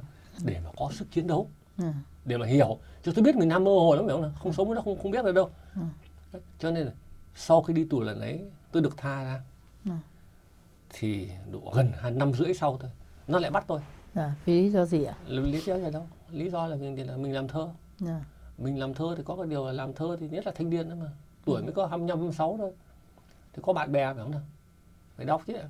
Phải đọc cho bạn bè nghe chứ đâu làm thơ có để trong đầu đâu, phải không nào? Mấy ông bạn cũng bất mãn như mình mà. Thế là ngồi đọc cho nhau nghe. Thế thì câu thích, câu đọc cho người khác nghe. Thế thì nó cứ lan rộng ra thôi. Thì cuối cùng nó nghi tôi đấy. Nó nghi tôi là tác giả. Vì cái lần mà tôi đi tù lần thứ nhất ấy, tôi làm hơn 100 bài. Là làm là nhớ trong đầu hay là đâu có ghi xuống? Toàn nó không dám ghi ra chết. Nó bắt rồi, nó khám nhà, nó bắt thì nó mất mạng với nó ấy chứ. Thế cho nên là đến khi mà bạn bè nói rằng thế là đến tai chúng nó, thế là tôi, nó nghi là tôi. Thế và nó bắt nó bỏ tù thôi ngay. Thế vào tù nó hỏi cung tôi chứ, nó đọc một số bài thơ lưu truyền ở Hải Phòng với Hà Nội mà.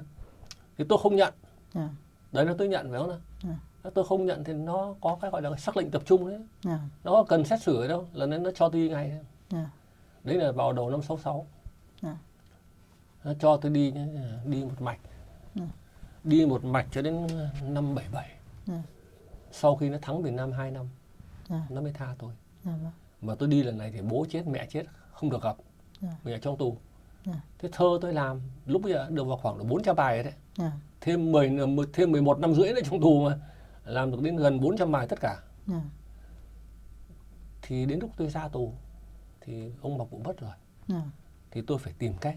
Tôi mới vào sứ quán Anh để gửi đi. Gửi đi. Là vì lúc bây giờ Trung Quốc có tấn công miền Bắc mà. 79 đấy. Tôi sợ nó bắt tôi nữa. Là vì nó gọi tôi lên đồn lên sở luôn đấy cơ. Sợ mà nếu Trung Quốc mà tiếp tục tấn công sẽ bắt tôi. Là bắt tập trung lắm mà. Để bảo đảm hậu phương. Cho nên là tôi nghĩ một phải gửi ra ngoại quốc thôi. Thế mình mà đi lần này thì chết. Làm sao mà sống nổi nữa, phải không nào? Người lúc bây giờ yếu rồi. Thế vì thế mới quyết định vào sứ quán Anh. Ngày 16 tháng 7 năm 1979. Ông nhảy rào vào hay là vào đại? Vào đại thôi. Vì là cái cửa nó có một anh công an vớ vẩn đứng gác, nó có ai vào như thế bao giờ đâu. Thế là mình đi đến cửa cái thì mình tạt ngay vào đấy mà. Cửa nó ngay bên lề đường mà. Thế vào được, giao được cái tập thơ ấy cho mấy nhân viên sứ quán Anh. Thế đến lúc đi ra thì bị bắt. Thì bị bắt lần này thì đi tù 12 năm 3 tháng rưỡi. Đến năm 1991, sau khi Liên Xô đổ nó mới tha thôi nhé. Liên Xô không đổ nó không tha đâu. Tôi tha vào 28 tháng 10, cuối tháng 10 năm 91. Mà Liên Xô đổ là 19 tháng 8 rồi. Thì nó mới tha tôi, nó tha của ông Doãn Quốc Sĩ, nó tha của ông Võ Đại Tôn, nó tha cả Dương Thu Hương nữa. Và cái dịp mà nó tha là vì Liên Xô đổ nó tha. Thì đấy, tất cả những cái thơ của tôi làm ở trong tù là chỉ là ghi lại những cái cảnh sống trong tù. Những cái tâm tư ý nghĩ uất hận, phải không nào? Những nỗi đau khổ mình ghi thành 400 bài thơ. Cái 400 bài thơ đó ông có đăng ở trong đâu ạ? Hoa Địa Ngục. Nó đăng ở ngoài này. Tôi đi tù từ ngoài này 1980 nó in hết tất cả. In hết tất cả 400 bài thơ. Tại vì qua cái tòa đại sứ Anh. Qua đại sứ Anh. Họ chuyển đi đâu? Họ chuyển sang London. Họ chuyển sang London, họ đưa cho giáo sư Herney xem. Ông Herney là một ông giáo sư Việt văn mà. Ông rất giỏi tiếng Việt. Ông là giáo sư phụ trách về Á Châu và Châu Phi. Thế thì ông ấy đọc. Ông ấy đọc và ông ấy thấy được. Và ông ấy đưa cho ông Đỗ Văn là làm bên BBC. Thì ông Đỗ Văn mới đưa cho ông Châu Kim Nhân sang đây in. In lấy tên là Tiếng Vọng Từ Đáy Vực, di chúc của một người tù nhân, vân vân. Nhưng mà lấy tên là không phải tên của tôi. Thế thì bên này in. Thì lúc bây giờ thì trong tù tôi biết là vì nó đưa cái tập thơ cho tôi xem. Thì tôi nhận ngay, lúc bây giờ tôi mới nhận đấy chứ. Tôi mới nhận là thơ tôi phải không nào? Các thứ. Nó cầm đưa về trong tù, nó ở đây phải thơ của anh không hay sao? Thế này. Tôi không được nhìn đầu đề. Nó gấp cái lối này. Có cái bức thư tôi viết bằng tiếng Pháp rồi. Cái này có phải chữ anh không? Tôi mừng quá. Mừng quá. Vì đợi những 15 tháng. Bắt tôi tháng 7. Mà đến mãi đến tận tháng 10. Năm 1980. Tháng 7 năm 79 mà. 15 tháng trời. Tôi đoán 6 tháng là in thôi mà. Thế tôi không ngờ nó kéo dài 15 tháng. Mong quá thì biết không? Thế cuối cùng nó rơi, tôi mừng quá, tôi nhận ngay là không ai đúng tôi này. Cái này đúng là của tôi phải không nào? Thì mình nhận ngay thôi. Mặc chối cũng không được. Là vì nét chữ của mình mà. Các thứ nó biết hết tất cả, làm sao mình chối được. Thế là lần đấy đi tù như thế là đáng nhẽ không về. Nhưng vì Liên Xô nó đổ. Thế giới thay đổi. Chứ nó nói thẳng vào mặt tôi nhé. Anh cứ làm thơ này. Rồi cho Diêm Vương nó xuất bản. Nó nói với thế vậy chứ. Anh cứ tha hồ làm. Thế nhưng mà rồi cuối cùng còn có trời chứ phải không nào? Trời thì ông lại tha mình. Liên Xô sụp đổ, xã hội chủ nghĩa tan tành, cuối cùng nó phải ngoại giao với ngoại quốc mà. Quan hệ bình thường với Mỹ rồi tối Huệ quốc các thứ là nó phải tha. Nó phải tha và nó phải cho tôi sang đây. Đấy là như thế. Thưa ông cái sang đây như bằng cách nào ạ? Sang đây là tôi đi máy bay sang. Là vì sang đi theo diện, đầu tiên là đi theo diện ODP. Là vì ông anh ta đấy. Ông cũng đi tù 13 năm. Ông ấy sang năm 93. Thì ông ấy bảo lãnh cho tôi. Thế nhưng mà sự thực ông không có quyền bảo lãnh. Nhưng mà Mỹ, Bộ Ngoại giao Mỹ mà cứ làm đơn đi phải không nào? Bảo lãnh. Thế thì ông làm đơn bảo lãnh. Thì đầu tiên nó có cho đi đâu. Ông làm từ năm 93 cơ mà. Nó không cho đi. Đấy, đến khi mà Mỹ bình thường hóa quan hệ ngoại giao đấy. Clinton lên là bình thường hóa năm 900 mà. Thì tôi chẳng xin nữa, vì tôi xin lâu không được mà. Thế nó lại gọi tôi lên, nó đưa visa cho tôi. Thì tôi mới vào Sài Gòn để đi sang đây. Thì vào Sài Gòn thì từ cái chương trình ODP nó đổi sang chương trình HO. Thì bọn Mỹ nó đổi mà. Nó vào làm lại hồ sơ ngay. Nó đổi sang chương trình HO. Cho nên khi tôi sang đây là đi theo chương trình HO. Chứ không phải là ODP. Đấy là tôi sang ngày mùng 1 tháng 11 năm 95, là 15 năm này đấy. Thưa ông thì sống trong ngục tù, sống trong một cái xã hội kinh khủng mà ông vừa mới diễn tả đó.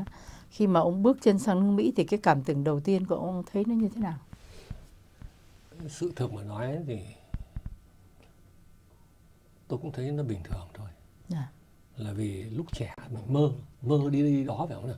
Mơ nhìn thấy San Francisco này, mơ nhìn thấy nhiều thứ lắm phải không nào? Thế nhưng mà đến cái lúc mình sang đây người ốm yếu già nua rồi, sang thấy nó mệt mỏi lắm chị biết không? Thành ra mình sang đây, tôi sang đây mục đích là gì? Cũng mới vui là vì mình sẽ làm được một số việc. Thí dụ như là tôi còn thêm 300 bài thơ nữa. Cái đợt tù thứ 3 đấy, 12 năm đấy, tôi làm thêm 300 bài thơ nữa cơ mà. Thì phải in chứ. Ở trong nước thì không in được. Mà hồi đó nó chưa có computer như bây giờ để mà gửi vào cái ra ngoài phải không nào? Đấy, cho nên là sang đây để in nốt tập thơ. 300 bài. Thứ hai là để viết về nhà tù. Thì tôi đã viết được một quyển đấy. hỏa lò về nhà tù. Ở trong nước tôi không làm được. Nó cứ theo dõi hàng ngày, thế nó cứ đến nó quấy rầy, thế làm sao mà viết được, phải không nào? Thế cho nên tôi sang đây là có cái vui là làm tiếp được một số việc. Làm tiếp một số việc mà mình định làm. Thế nhưng mà chỉ tiếc rằng định làm nữa. Vì tôi còn một việc nữa phải làm nhưng tôi không làm nổi nữa. Người yếu rồi. Đó là việc gì ạ? Nghĩ ngợi bây giờ nó hoa mắt rồi. Viết con hồi ký chứ. Ồ dạ vâng. Tôi không viết dài đâu. Đủ 300 trang thôi. Cô đọng lại mà. Từ cái ngày Cộng sản về, phải không nào? Từ năm 54 về Hà Nội đấy, cho đến ngày tôi đi Mỹ. Tôi chỉ cô đọng trong 300 trang nhưng mà không viết được nữa. Sức khỏe yếu rồi. Còn có một việc đấy nữa mà chưa làm được. Thưa ông thì ông chưa biết lúc nào làm được đó, thì nhân cái dịp này ông có thể nói sơ về những cái điều mà ông muốn nói trong cái cuốn đó trong một cách ngắn gọn để cho tuổi trẻ có thể hiểu được cái tấm lòng của một người coi như là cũng trải qua rất nhiều cho vận nước và dân tộc. Thì thực những cái đó thì tôi chỉ kể về cuộc đời của tôi thôi. Một cuộc đời mà mình nói là vì những cái ngây thơ, những cái mà không am hiểu về chính trị, thế rồi những cái sai lầm mà khi mà đi theo Cộng sản, ở lại với nó đấy, phải không nào? Thế rồi thì là sống trong chế độ đó thì những cái thủ đoạn của Cộng sản nó như thế nào, những cái mưu mô của nó như thế nào, những cái đàn áp của nó như thế nào, phải không nào? Đường lối chính sách của nó đối với con người như thế nào, phải không nào? Đấy. Thế và cái con người sống trong chế độ đó, phải không nào? Nó thua con vật, phải nói thẳng như vậy, phải không nào? Nó như thế nào? Rồi bị chôn sống như thế nào? Vùi chôn mà, phải không nào? Cả cuộc đời bị vùi chôn, phải không? Ở ngoài xã hội cũng bị vùi chôn chứ không nói trong tù nữa, phải không nào? Tôi định mô tả tỉ mỉ những cái đó. Nghĩa là gì? Nghĩa là mô tả một cái địa ngục, một cái địa ngục trần gian, phải không nào? Mà mô tả một cách chân thực chứ không bôi nhọ họ, phải không nào? Không gì cả. Thì định làm cái việc đó nhưng mà chưa làm được. Đấy. Thế cho nên tôi muốn làm. Thế cái tình hình sự thực mà nói nó là như vậy. Thưa ông thì ông sang đến bên này ông cũng sinh hoạt rất nhiều, thấy ông cũng xuất hiện nhiều nơi rồi cũng đi nói chuyện rồi cũng in sách, in thơ, sinh hoạt cộng đồng. Thì ông cảm thấy rằng cái sinh hoạt ở ngoài cộng đồng này nó như thế nào? Đặc biệt là cũng có cái tin là người ta nói là ông Nguyễn Chí Thiện giả đó, ông trả lời như thế nào về vấn đề đó? Cái này là phá hoại. Cái này nếu mà không có gì thì tôi mới lấy làm lạ. Chứ còn nó đánh phá tôi ấy mà, thì tôi không lấy gì làm lạ cả. Cũng như nó đánh phá nhiều người, phải không nào? Là vì mình phải nhớ một điều này là Cộng sản ngoài này rất nhiều. Nó gai lại rất nhiều. Thế nhưng tôi không nói tất cả những người đánh phá tôi hoặc đánh phá những người khác là Cộng sản đâu. Nhưng mà có bàn tay Cộng sản trong đó. Và có những người quốc gia, có đúng không nào? Vì thiếu suy nghĩ hoặc vì một động cơ nào đó hùa theo họ để mà đánh phá. Giờ tôi thí dụ cái này nhé. Những người đánh phá tôi là ai? Là những người đánh phá thầy Thích Quảng Độ, là những người đánh phá Cha Lý, là những người đánh phá Lê Thị Công Nhân, phải không nào? Là những người đánh phá ông Nguyễn Đăng Quế, phải không nào? Là những người đánh phá những người đấu tranh cho dân chủ trong nước hiện tại đây này. Họ đánh phá tôi và đồng thời đánh phá tất cả. Có đúng không nào? Thì cái điều này mình phải thấy rõ rệt là có bàn tay rồi. Có bàn tay của Hà Nội rồi. Thế nhưng mà tôi không hồ đồ đến cái mức là kết luận là tất cả những người đánh phá đều làm tay sai cho Cộng sản, nó không phải đâu. Trong đó có những người quốc gia. Nhưng mà thiếu suy nghĩ, được không nào? Thiếu hiểu biết, có đúng không? Hùa theo đánh phá. Do cái bản chất thích viết chửi người nọ, thích viết chửi người nọ, có đúng không nào nhá? Viết, chứ không phải tất cả là Cộng sản. Nhưng mà cốt lõi là có bàn tay Cộng sản ở trong đó. Cái điều đó là chắc chắn. Thưa ông thì giờ ông thấy cái sinh hoạt cộng đồng của mình bây giờ cũng nhiều người than van là ai muốn làm cái gì cũng đều bị chống phá. Nếu mà gọi là coi như là phê bình xây dựng thì ai cũng chấp nhận, nhưng mà chống phá rất nhiều và thấy rằng cái không khí nó không có lành mạnh. Thì ông có suy nghĩ gì về cái điều đó? Tôi nghĩ khác.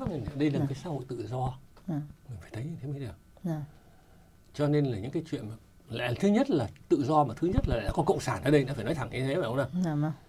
Bản chất mình cũng đã là hay gây gổ rồi, hay gây chuyện lôi thôi rồi, phải không nào? Để thêm có ông Cộng sản ông khuấy vào nữa, phải không nào? Cho nên nó càng to ra.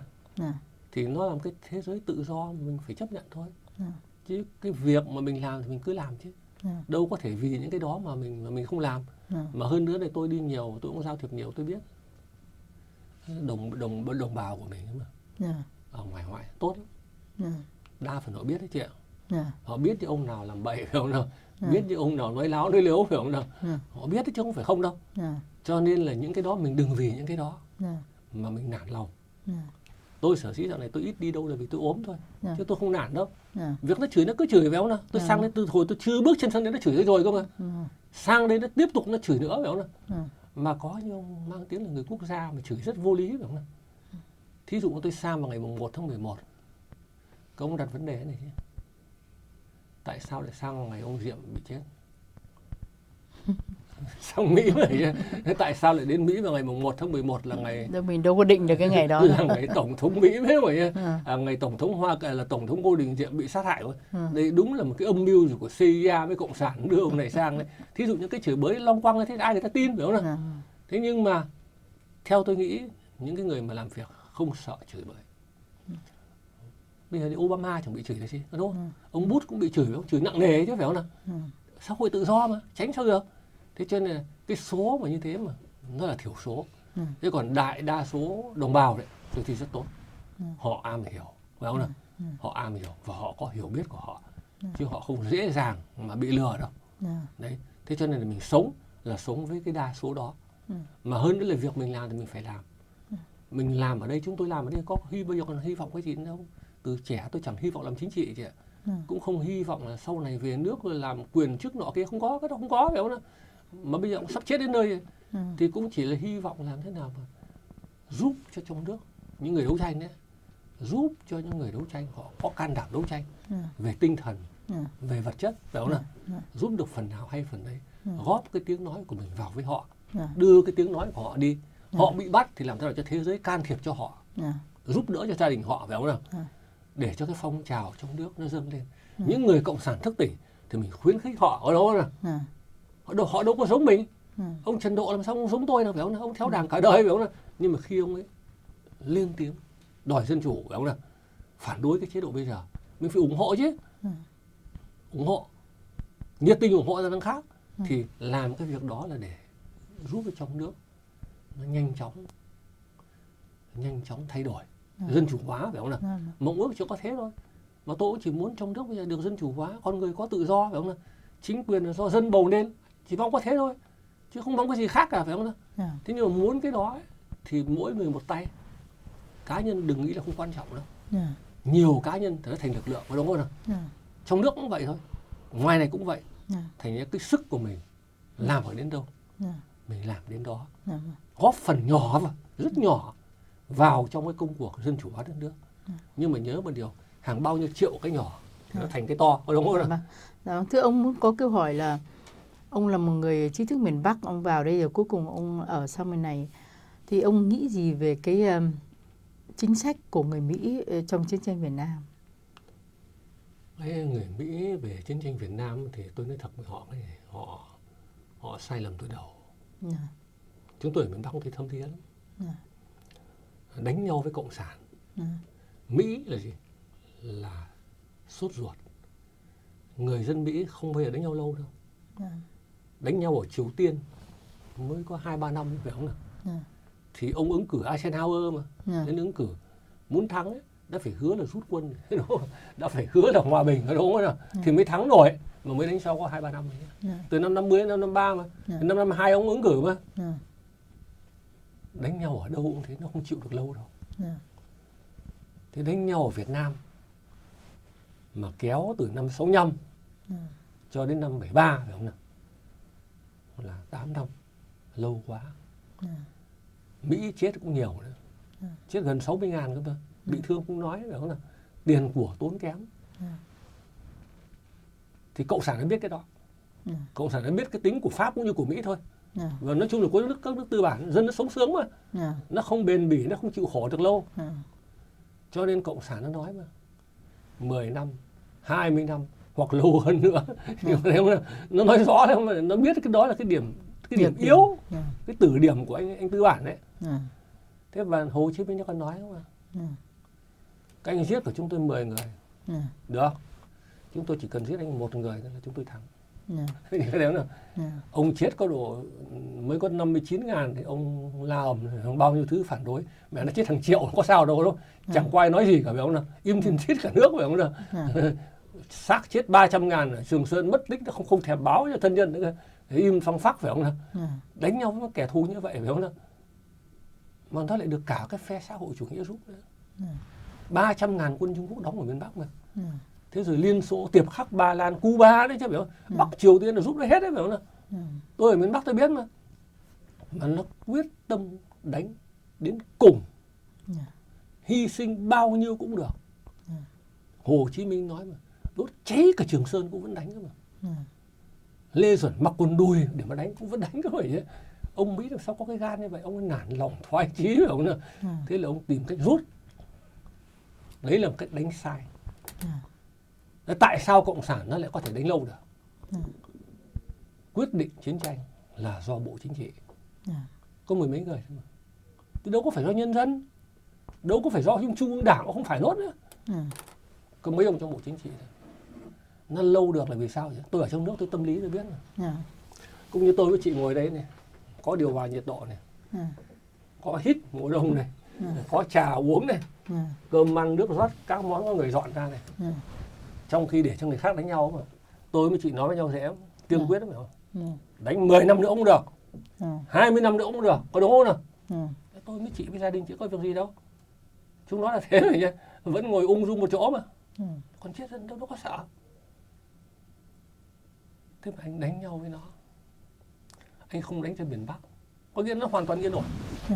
Chị có thấy không nào? Nó hoàn toàn yên ổn, không sao cả, không có gì đe dọa nữa cả. Nam. Cho nên thì nó cương quyết nó đánh đến cùng, phải đánh ra miền Bắc. Chúng nó phải sơ tán lên rừng lên núi, có đúng không nào? Mẹ lại vào hang mà sống mà. Thứ nhất là tuổi đã già rồi. Thứ hai là sướng bao năm nó quen này, có đúng không nào? Lúc bây giờ mày nó mới nghĩ đến hòa bình thực sự, có đúng không rồi? Chứ còn nếu mà không đánh ra miền Bắc thì muôn đời nó không sợ. Nó cứ kéo dài mãi là anh phải rút thôi. Mà nó rút, Mỹ lại không giúp cho miền Nam thì miền Nam phải thua đấy. Cái chuyện là chuyện đương nhiên, có đúng không nào? Cho nên Đông Mỹ sai lầm là sai lầm ở chỗ đó. Mà đánh ra miền Bắc thì Mỹ lại sợ tàu can thiệp. Phải không nào? Lại sợ thằng Mao Trạch Đông đấy, quân tàu kéo sang thành ra một cái thứ Triều Tiên thứ hai. Thì tôi nghĩ này, kể cả tàu can thiệp đánh ra miền Bắc ấy mà, Cộng sản nó mới sợ. Cũng như đánh ở Nam Bắc Triều Tiên đấy mà. Và thằng Triều Tiên suýt nó mất đấy, Bắc Triều Tiên suýt nó mất đấy, phải không nào? Đấy. Thế thì đánh ra miền Bắc thì đe dọa đến chế độ, trên cái ghế ngồi của chúng nó mà. Thì chúng nó mới chịu hòa bình thực sự, mới cam tâm. Thế còn tàu có can thiệp hay không? Thì theo tôi ở miền Bắc tôi biết, từ năm 66 trở đi, tàu không can thiệp nữa. Tại sao? Đại cách mạng văn hóa bên Trung Quốc mà, thiên hạ đại loạn. Bên Trung Quốc là như thế mà. Mao Trạch Đông gọi là thiên hạ đại loạn cơ mà. Đặng Tiểu Bình, Chu Ân Lai, rồi thì là Bành Chân, rồi thì là Lưu Thiếu Kỳ mẹ vào tù hết, không nào? Nó thịt lẫn nhau mà.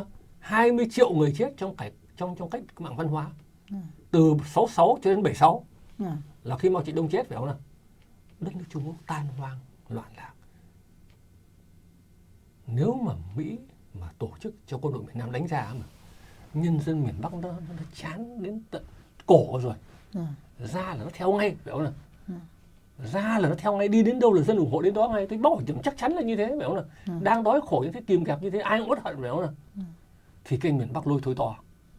Dù có không thắng, phải không nào? Không chiếm được miền Bắc, nhưng mà ký được một cái hiệp ước. Mà cái hiệp ước này là Cộng sản sẽ phải tôn trọng. Là vì sao? Anh suýt đã chết rồi, phải không nào?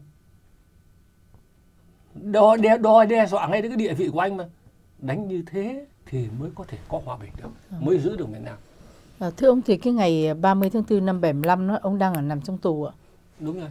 Và ông được cái tin đó, họ nói cho ông hay là cách nào? Từ không phải đến 75 mới biết. Từ lúc nó chiếm được Ban Mê Thuột, từ lúc nó thắng ở Phước Long, báo chí nó thường xuyên cho chúng tôi đọc. Tuyên truyền mà. Tuyên truyền chứ không phải không. Vì là tin chiến thắng của nó mà. Đâu nó có giấu. Nó giấu những cái thất bại. Chứ còn đây là đang đà thắng lớn như vậy, phải không? Nó cho xem báo hết tất cả. Chúng tôi biết. Mà chúng tôi cũng biết là miền Nam sẽ thua. Miền Nam sẽ thua. Và chính cái ngày mà quyết định là thắng thực sự rồi chiếm miền Nam dương cờ đó, thì Cái không khí ở nhà tù lúc bây giờ như thế nào? Cái không khí nói chung không cứ là ngày đó đâu, mà từ cái lúc mà thấy rút mãi mà anh em trong tù đã chán nản lắm. Đến cái ngày đó anh em trong tù toàn là những thanh niên như chúng tôi cả mà, toàn là những người ưa được chế độ đâu. Mà kể cả ở ngoài miền Bắc đấy, nhiều nhân dân như thế mà người ta trông vào miền Nam, hy vọng vào miền Nam, phải không nào? Thế là bây giờ miền Nam tự nhiên thua một cách quá nhanh chóng, phải không nào? Thua quá nhanh chóng, thành ra chúng tôi ngoài cái thất vọng ra, thất vọng là bị thua đấy, là cộng sản đã thống trị cả nước ra, còn thấy thất vọng là vì chỉ huy chiến tranh như thế nào mà nó đánh có mấy chục ngày đấy, phải không nào? Đã thua, phải không nào? Nó mang tiếng lắm, phải không nào? Giá đánh được vài năm cơ, phải không nào? Mà đánh vài năm tình hình nó thay đổi chứ, có đúng? Tình hình quốc tế các thứ nó biến chuyển có khi lại khác chứ, biết không? Thế mà đây đánh có mấy chục ngày đã thua rồi, không đánh nhau gì cả thì đúng hơn, không đánh nhau gì cả thì đúng hơn, có đúng không? Thế cho nên là chúng tôi hận lắm. Chúng tôi phải thế này mẹ có cái cuộc sống thế này mà không chịu giữ lấy, phải không nào? Mà bây giờ cộng sản nó vào thì chết rồi. Mà chúng tôi biết chắc là chết. Cộng sản nó vào là các anh chết rồi. Không còn đường sống nữa, phải không nào? Cho nên tôi mới làm thơ đấy chứ. Đảng tới là tan nát cả, phải không nào? Cả nước đã quy về một mối hận thù, một mối đau thương. Hạnh phúc, niềm mơ, nhân phẩm, luân thường, đảng tới là tan nát cả. Tôi nói rõ như thế không? Tức là cái sự thất bại của miền Nam nó đem lại đau khổ không những cho người miền Nam và cho cả người miền Bắc. Tôi nghĩ là cái người miền Bắc nó đau khổ hơn, vì miền Nam chưa biết mùi. Sau khi ở một thời gian thì mới đau khổ thôi, phải không nào? Chứ còn lúc nó vào thì cũng còn có người đón đấy, có đó nào? Còn có người mừng nữa, phải không nào? Những ông học giả, những người Hiến Lê còn mừng nữa cơ mà. Thế rồi ông gì nữa, ông Á Nam Trần Tuấn Khải còn mừng cơ mà. Nhiều người có trí thức như thế mà còn mừng, phải không nào? Nhưng mà sau này ở với nó một thời gian rồi ấy mà, thì lúc bây giờ mới oán thôi. Chứ còn miền Bắc chúng tôi thì lo ngày lo đêm. Khi mà nó tiến quân như vậy mà lo ghê, lo mất miền Nam thì chết, thì đồng bào miền Nam sẽ khổ. Tất cả mọi thứ tan nát hết, mà không biết lúc nào lấy lại được Giang Sơn cơ mà. Tôi nói là chế độ này trâu ngựa sống không an mà, xài lang đã dựng xong nền thống trị cơ mà. Cam tâm làm trâu ngựa không an đâu, mẹ xài lang nó cai trị thì trâu ngựa không yên, phải không nào? Đấy, cho nên tôi mới nói là mẹ biết bao giờ lấy lại được Giang Sang, phải hỏi thế cơ mà. Đấy.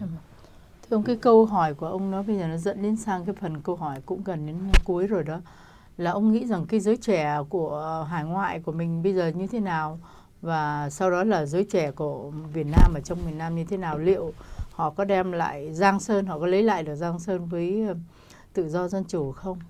Cái vấn đề mà dân chủ hóa Việt Nam, loại bỏ cái độc đảng, loại bỏ cái cộng sản là cái điều chắc chắn sẽ xảy ra. Vì đến đây là một cái xu thế của lịch sử, không cái gì có thể ngăn lại được. Nhưng có cái điều là lâu hay chóng thôi. Nếu mà lâu mà thì nước mình cứ chìm đắm mãi đấy, cứ khốn nạn mãi đấy, phải không nào? Nó lâu ngày nào là khốn nạn ngày ấy đấy, tôi muốn nói thế đấy, phải không nào? Thế còn nó nhanh hay không là nó lệ thuộc vào thời thế, nó lệ thuộc vào lịch sử nhiều thứ lắm. Chứ còn giới trẻ trong nước bây giờ thì phải nói thực một điều tôi thấy thất vọng. Nó bây giờ nó không nghĩ đến nước non mấy đâu, nó nghĩ đến cái chuyện khác rồi. Đây là một sự thực.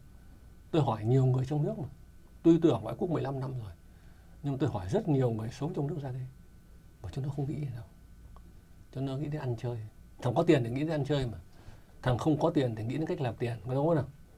Nghĩ đến xây dựng cái cơ nghiệp riêng, chứ còn nghĩ đến đất nước đó mà, cái chuyện đó hầu như là không có mấy đâu. Họ nói thật với tôi như vậy, không có mấy, mà đúng là không có mấy thật. 80 mấy triệu người mà cái im phăng phắc đó, đúng không? Chưa thấy gì, lác đác lẻ tẻ một vài người ăn thua gì. Đấy. Thế còn giới trẻ hải ngoại thì cũng đáng buồn như nhau thôi. Mẹ tiếng Việt mà không biết thì làm sao mà yêu Việt Nam được? Nói tiếng Việt còn u áo, đọc sách tiếng Việt không đọc nổi. Hỏi đến Trần Hưng Đạo, đến Hai Bà Trưng không biết là ai ở đó nào, phải không nào? Ở đó các thứ mà hỏi đến đều là ú ớ cả, thì làm sao mà yêu được Việt Nam, phải không nào? Sang đây thì sống theo lối Mỹ rồi, nghĩ đến Việt Nam. Tôi đến nhà chơi, con cái có ông bạn thế đấy, có đứa nào nó nghĩ đến Việt Nam, nó nghĩ đến cộng sản, không có gì đâu. Có một số, phải không nào, cũng nhỏ thôi, thì còn nghĩ đến Việt Nam, hiểu biết Việt Nam, phải không nào? Nhưng cái số nó quá nhỏ, cho nên là cũng gây cho tôi một cái thất vọng không kém. Nhưng mà tôi nghĩ thế này này, riêng ở hải ngoại ấy, thì phải làm thế nào cho các cháu nó giỏi tiếng Việt. Giỏi đây không phải là nói năng vài ba câu trong gia đình đâu, mà phải là giỏi lại phải đọc được sách cơ, phải quan tâm đến Việt Nam, đọc được sách tiếng Việt. Đấy. Vì có đọc được sách tiếng Việt, hiểu được văn hóa Việt thì mới yêu được tiếng Việt Nam.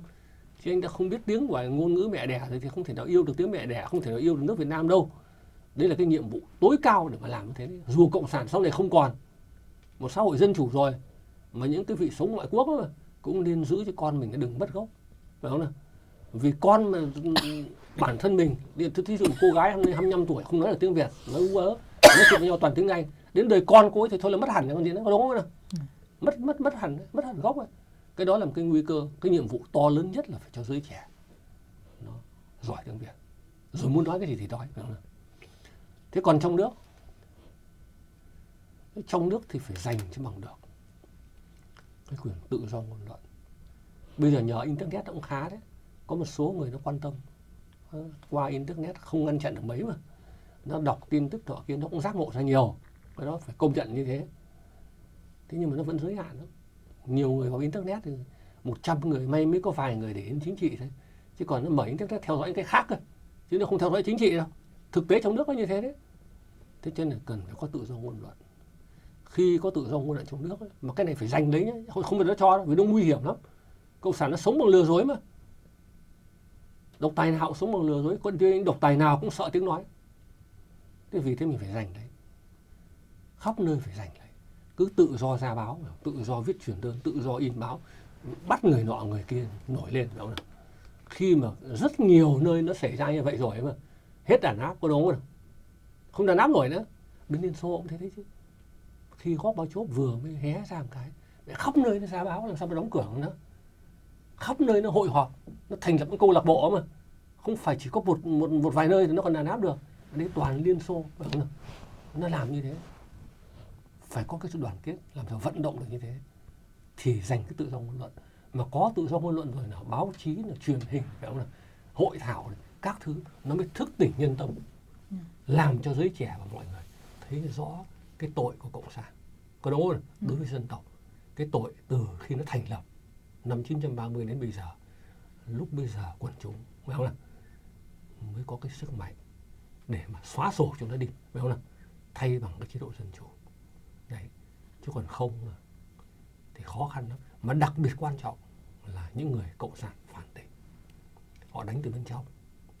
Tôi về tôi nói trong nước nó không nghe từ mấy đâu, đảng viên nó có nghe, quân đội nó có nghe, mà mày là thằng phản động, có đúng không nào? Nhưng mà ông Trần Độ nói nó nghe, ông Hoàng Minh Chính nói nó nghe, mấy ông tướng, mấy ông tá ấy, mấy ông đảng viên lâu năm đàn anh của họ mà nói chúng nó nghe. Vì chúng nó không nói là phản động đâu đấy, cả đời theo cách mạng mà, bây giờ cũng còn lên án chế độ thì là đúng quá như vậy đâu. Cho nên cái vấn đề người cộng sản thức tỉnh ấy mà, là đánh phá từ trong đảng, đánh phá ra, có đúng không? Mà cái này vô cùng quan trọng, đánh phá ngay vào hàng ngũ công an, ngay vào hàng ngũ quân đội, ngay vào hàng ngũ đảng viên. Cái đó nó mới phá được chế độ. Đấy, nó mới phá được chế độ. Cho nên cái nhiệm vụ ngày này là gì? Ủng hộ những người trong nước đang đấu tranh cho dân chủ, đặc biệt là những người cộng sản phản tỉnh, dù họ chưa giống mình. Ở ngoài này có cái kém, có nhiều mang tiếng là trí thức đấy, thế nhưng mà thấy họ viết chưa hoàn toàn như ý mình mà chửi ngay họ này, cái đó là sai lớn. Để cho nên là phải ủng hộ họ, chứ không cần họ giống mình. Không cần giống mình, làm sao họ giống được? Cả đời họ đi theo đảng nữa, cả đời từ bé bị đầu độc, phải không? Thế bây giờ họ đòi dân chủ, đòi đa nguyên đa đảng, đòi tự do, anh còn muốn cái gì nữa, phải không nào? Thế cho nên là cái đấy là cái rất quan trọng. Đi đâu tôi cũng nói như vậy. Thế nhưng cũng may là cái số người mà chửi bậy mà ai cũng là cò mồi, Trần Độ cũng là cò mồi, Hoàng Minh Chính cũng là cò mồi, cái Đào Đặc Công, Bùi Tín, Vũ Thư Hiên, Nguyễn Minh Cần, thì cả tôi cũng là đặc công nữa, phải không nào? Họ không biết cái gì đâu, họ cứ nói bừa thế mà. Thưa ông, thì cái câu hỏi cuối cùng đó là những ngày cuối của cuộc đời thì mơ ước của ông là cái gì? Tôi chẳng có cái mơ ước gì khác đâu. Bây giờ tôi nói thật thế này này, cái này nó là cá nhân, mà cũng là cái câu nữa. Việc công là việc riêng. Bạn bè tôi trong nước là những người tù với tôi, thân lắm. Mà tôi xa họ cũng 15 năm rồi, nhớ. Thế rồi còn bà chị, còn các cháu, con các bà chị, tôi cũng muốn về gặp họ. Thế nhưng mà còn cộng sản thì tôi không về được. Tôi không về được là vì lý do này. Tôi về bây giờ nó gọi tôi lên đồn lên sở, giả thử nó cho về phải không nào? Nó gọi tôi lên đồn lên sở, nó cấm tôi đi nơi này nơi nọ phải không? Nó lên để giáo dục tôi nữa phải không? Tự nhiên tôi vác mặt về để làm cái gì? Có đúng không? Nhìn thấy cái lá cờ chúng nó mình đã ghét rồi. Cho nên tôi là trong nước phải có tự do ngôn luận. Bước đầu phải có tự do ngôn luận. Có 1-2 tờ báo tư nhân là tôi về ngay đây. Về trong nước đấu tranh. Đi nói chuyện các nơi, tự do ngôn luận đấy mà. Đi nói chuyện khắp nơi, viết báo, viết viết phải không nào? Góp phần thực sự ở trong nước để dân chủ hóa đất nước. Đấy là cái cô công, cái chuyện riêng. Bạn bè tôi nhiều tuổi, toàn trên 70, gần 80 mà. Nhưng cái chết dần chết bòn đấy, không gặp nhau nữa mà. Thì ông còn sống thì ốm đau cả rồi mà. Thì họ gọi điện, tôi gọi điện cho họ, ông nói mẹ ông phải làm thế nào, ông về ông gặp chúng tôi một tí chứ phải không nào? Tôi cũng nhớ họ nữa, cũng muốn về, thực sự là nói là muốn về đấy. Thế nhưng mà chưa có cách. Vì thế nên tôi rất mong, cái mong ước cuối cùng của tôi đấy, chẳng mong gì hơn đâu. Ăn bây giờ không ăn được nhiều, chơi thì không rồi, không có sức nữa rồi. Cho nên chỉ mong làm sao cho đất nước nó khá lên. Cái công là để cho dân tộc nó khá lên. Chứ nếu mà cái để cộng sản nắm mãi tai hại lắm. Đến nỗi bây giờ bây giờ tuổi làm cái xe đạp chưa xong đấy anh ạ. Làm cái xe đạp cũng phải mua phụ tùng mới làm được. Chưa làm được mẹ, tất cả mọi thứ, cái đinh ốc cũng phải mua mà. Nó thấp hèn mà không phải tôi nói, mà đây là những người trong nước nói ấy, phải không? Chưa làm nổi cái đinh ốc còn phải mua mà định làm vệ tinh, phải không? Đấy, nó có cái vô lý thế phải không? Thế chứ bây giờ đất nước nó hỏng như vậy. Giáo dục thì xa đọa, đúng không? Do cộng sản thôi. Khôi phục cái đó lâu lắm. Cho nên được sớm ngày nào hay ngày ấy. Đấy là cái chung tôi mong như thế. Còn cái riêng là muốn về gặp lại bạn bè, gặp lại gia đình các cháu các chiếc phải không nào? Những năm cuối đời. Đấy, nguyện vọng của tôi chỉ có thế thôi, chứ không còn có một cái mục tiêu nào khác cả. Mà không phải của tôi đâu, mà của những ông bạn tôi cũng thế, từ ông Bùi Tín, ông Vũ Thư Hiên, ông Nguyễn Minh Cẩn bên Nga cũng vậy thôi. Họ cũng đều 80 cả rồi mà. Họ đâu có tha thiết cái gì đâu. Đấy. Thưa, xin cảm ơn ông rất nhiều. Cá nhân của chúng tôi cũng như là trong hội thay mặt để cảm ơn ông đã bỏ thì giờ đến để mà tâm tình nói lên những cái điều ước vọng cũng như những cái kinh nghiệm ông đã trải qua để cho giới trẻ được hiểu biết, và hy vọng rằng nó trở thành một cái bài học quý giá cho cuộc đời của các em và cho đất nước. Vâng, tôi cũng cảm ơn là đã được trả lời những cái yêu cầu của chị, và cũng mong cho giới trẻ phải không nào? Hiểu được những cái gì sự thực về lịch sử của Việt Nam, để cho các em có được cái ý thức về cái hiện tình Việt Nam bây giờ. Dạ vâng, thưa cảm ơn ông.